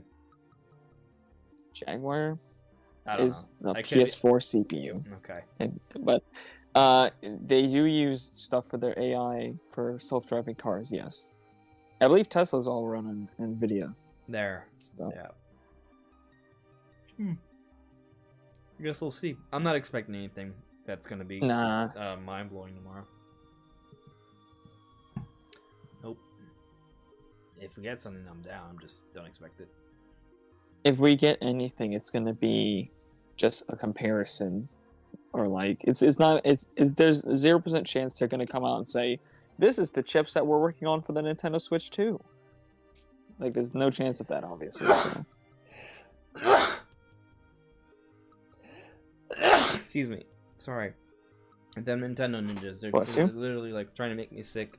They're sending like Trying to take him down. allergens. It's too dangerous. Trying to choke and cough me to death and sneeze me to death. Let's see here. Daniel's Hot Topics. GameCube was the best Nintendo system. I still have mine, although it does not work. I hope we get a remastered Luigi's Mansion and Metroid Prime 2 of the two of the best games made for the Nintendo GameCube. So you meant Metroid Prime, two of the best games made for the Nintendo GameCube. The GameCube lineup is insane. It truly Pretty is. good. It's one of those things where you look at the lineup of games we had for GameCube, and then you think about how some people say that games sell hardware. They do, but Marketing sells hardware. It's all about the perception of the gamers at the time. You need games to market, right? Like it's not. Yeah. There's multiple pieces to the puzzle. Ultimately, like most people who buy things don't know everything about it. They've just heard that it's good, and so they want to try it, Let me ask you a question. and so they Brandon. buy it. What has a better lineup, Nintendo Wii or GameCube? Probably the GameCube. Honestly, the Wii had so much shovelware. Well, okay, don't count Honestly, bad like, games. yeah. Just think about the best Plus- games. Like which one's Plus, the best a lot of the games? Wii's games are like casual focused and motion control heavy, and All right, so Twilight Princess on the plus Wii. it's easier to be impressed with GameCube because it was cutting edge at the time, whereas Wii was, or Wii, True. I mean, is not. I mean, we had a better library because you could play all the GameCube games and it had Right. the virtual console. But if we're just thinking about the original games were made for each respective system, like the new games were coming out during each generation. Probably GameCube. I mean, I don't have the list to compare here side by side, but I'm just thinking off of the top of my head. Like, I can think of so many more GameCube games. They're like classics, right? Like, and there's a lot of Yeah. there's like third party, a lot of quality third party stuff too. Like, And honestly, I prefer the combo of Wind Waker and Twilight Princess is a GameCube game, by the way. It's not a Wii game, so then I will stand by the fact. I view Zelda Breath of the Wild as a Switch game, but I view Twilight Princess as a GameCube game because that was just the better version of that game. was it? In my opinion, it was. You flipped the map, you ruined everything. You added motion controls. Why would you do that? Aiming was fun though. Aiming, I'm sure works fine. Aiming was fun. But no, I just think probably GameCube. You got like Paper Mario, Thousand Year Door. You got like Luigi's Mansion. You got. The only thing I would say is Mario Galaxy versus like Mario Sunshine. It's not even close. Like obviously, I think most people who follow the podcast know I don't really like Sunshine that much at all. You think Mario Galaxy is better than Mario Sunshine? Because everyone does. Yeah, everybody. And I'm a that. huge proponent of Mario Sunshine. I think it's an amazing game. But yes, Mario Galaxy is the better game. It is. That's Mario Sunshine is a game, and it exists, and it's fine. And it's fun. It is enjoyable. It's just not amazing. I would disagree with you on that. We don't have it's not amazing. It's a good game.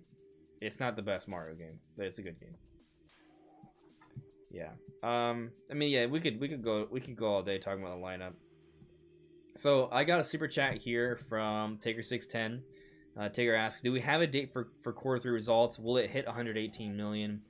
I'm not great with the dates on financial results, but I did see that Paul Gale had something to say on this.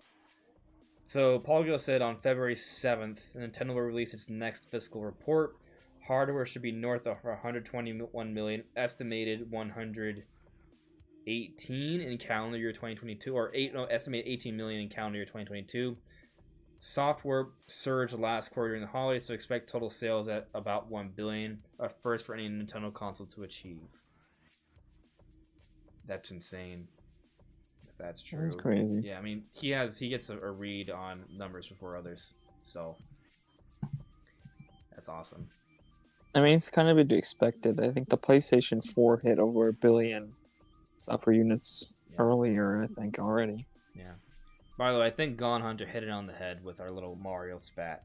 Sunshine is amazing, but, big but, Galaxy is better.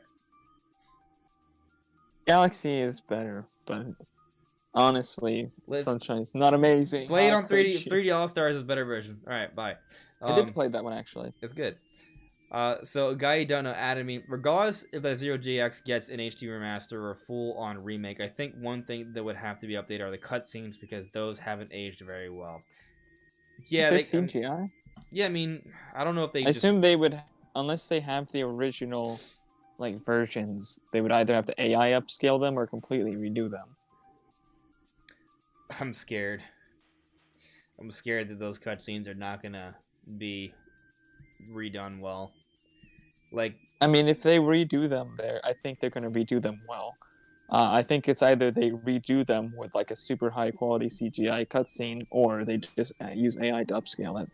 Or unless they have the original asset, in which then they just redo, like remake, like re-export them all at a higher resolution. Yeah, I don't know. It's an old game, and it wasn't even. Yeah, but Nintendo has the original assets for like Mario 64, so I don't know. I'm a little nervous about that. I hope they don't screw it up. When it comes to cutscenes, like that's, I don't know. Like for example, the cutscenes in Sunshine weren't done well. The 3D All-Stars version of Mario Sunshine, the cutscenes were not like really fixed up too well in that. Yeah, I mean they were just like I think the original. I think they just use AI upscaling for that. I think. So I mean, it would be serviceable, I guess, but which is okay. There's nothing much they can do unless they have the original. Like, and if it's a remaster, I don't know if I expect them to just redo all of that. They could get expensive. So yeah, they probably just use AI. Oh, yeah, maybe they have the original source. I don't know, or maybe it's a full-on remake. That would be crazy, but I don't know. Well, maybe they use well, they can't use DLSS. They can't do that. It won't work. No. They could use other AI upscaling. But AI upscaling has gotten better, so maybe they can. Won't be that bad. Yeah, guy you don't know, you made me nervous for the F-Zero cutscenes. I'll be optimistic that they'll at least be good enough. Yeah. So, anyways, just to kind of close out this discussion, because I said I would kind of bring everything in right? We're talking about like this F-Zero rumor. We're talking about this Metroid rumor. Now, like the person that talks about this Metroid rumor seems to talk discussing shortly before they're going to get announced. You look at the Zelda OLED leak, and people are 50-50 on that. If you put in the poll of being real or not. All these different things make you wonder: is there an announcement coming soon? And the real big things that stick out to me is if this Metroid Prime rumor is legit, it does suggest an announcement's coming soon. Maybe not, but soon maybe. And then the other is, it just feels like for Tears of the Kingdom, we're kind of tearing at the seams with all this information. There's the online stuff, and we already know localization has been done. And this OLED leak is legit. Like, there's just information that's coming out about the game when, maybe they shouldn't be coming out. Like, Nintendo's being so quiet about this. I think it might just be like, hey, there's just so much information that's ready to be out there. It's like it's done. The game is ready. They have promotional materials put together. Floodgates are just waiting to burst. What we might be seeing are signs that they have everything lined up behind the scenes for this huge marketing campaign for this game. Which they obviously do. Yeah, but it's just kind of like, because there's so many different parties involved, stuff is starting to leak. So if that's the case, that kind of suggests that it may be happening sooner than later, which kind of brings me back to the speculation. Could we see Nintendo do a Direct as early as this January? I would put a poll for that one too. It was also kind of 50-50. But I don't know. I think regardless of what happens, we're going to be seeing... even if we don't get a Direct, we're going to be... This whole leak rumor conversation about Tears of the Kingdom, it's going to happen. It's going to continue. Like, every day there's something new. Or every couple days there's something new. So it's going to continue for a while. Now, the question is, will it be legit? Who knows? I don't know. But either way, even if it's February, that's not that far from now. So we're what? And even if this, they have the Tears of the Kingdom Special Edition OLED leak, which may or may not be a leak, even if it's not a leak. OLED. Even if it's fake, there still could be an OLED that's real. It might be better. Yeah, it could look better. Yeah. Not that this one looks bad, but it's just Yeah. It's going to be interesting, especially when Nintendo announces Switch 2 tomorrow. Oh, That's God. a joke. That's a joke. Is it? I would be happy, though. If for whatever random reason there is a Switch 2 announced tomorrow, which I don't think there will be, but if there is, I just want you all to know that I was totally kidding. And I will take zero credit for being announced tomorrow, because I do not think it's getting announced tomorrow. But I will take all the credit. What? All the credit will go to me. Yeah, sure. And if it's wrong, none of the blame. I take all absolutely none of the blame. All the credit, and you get all the blame. Yeah.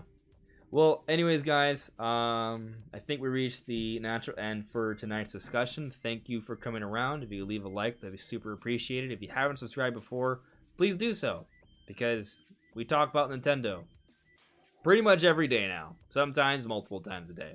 So stick around. But that's all. Take care, guys. Bye. Bye, guys.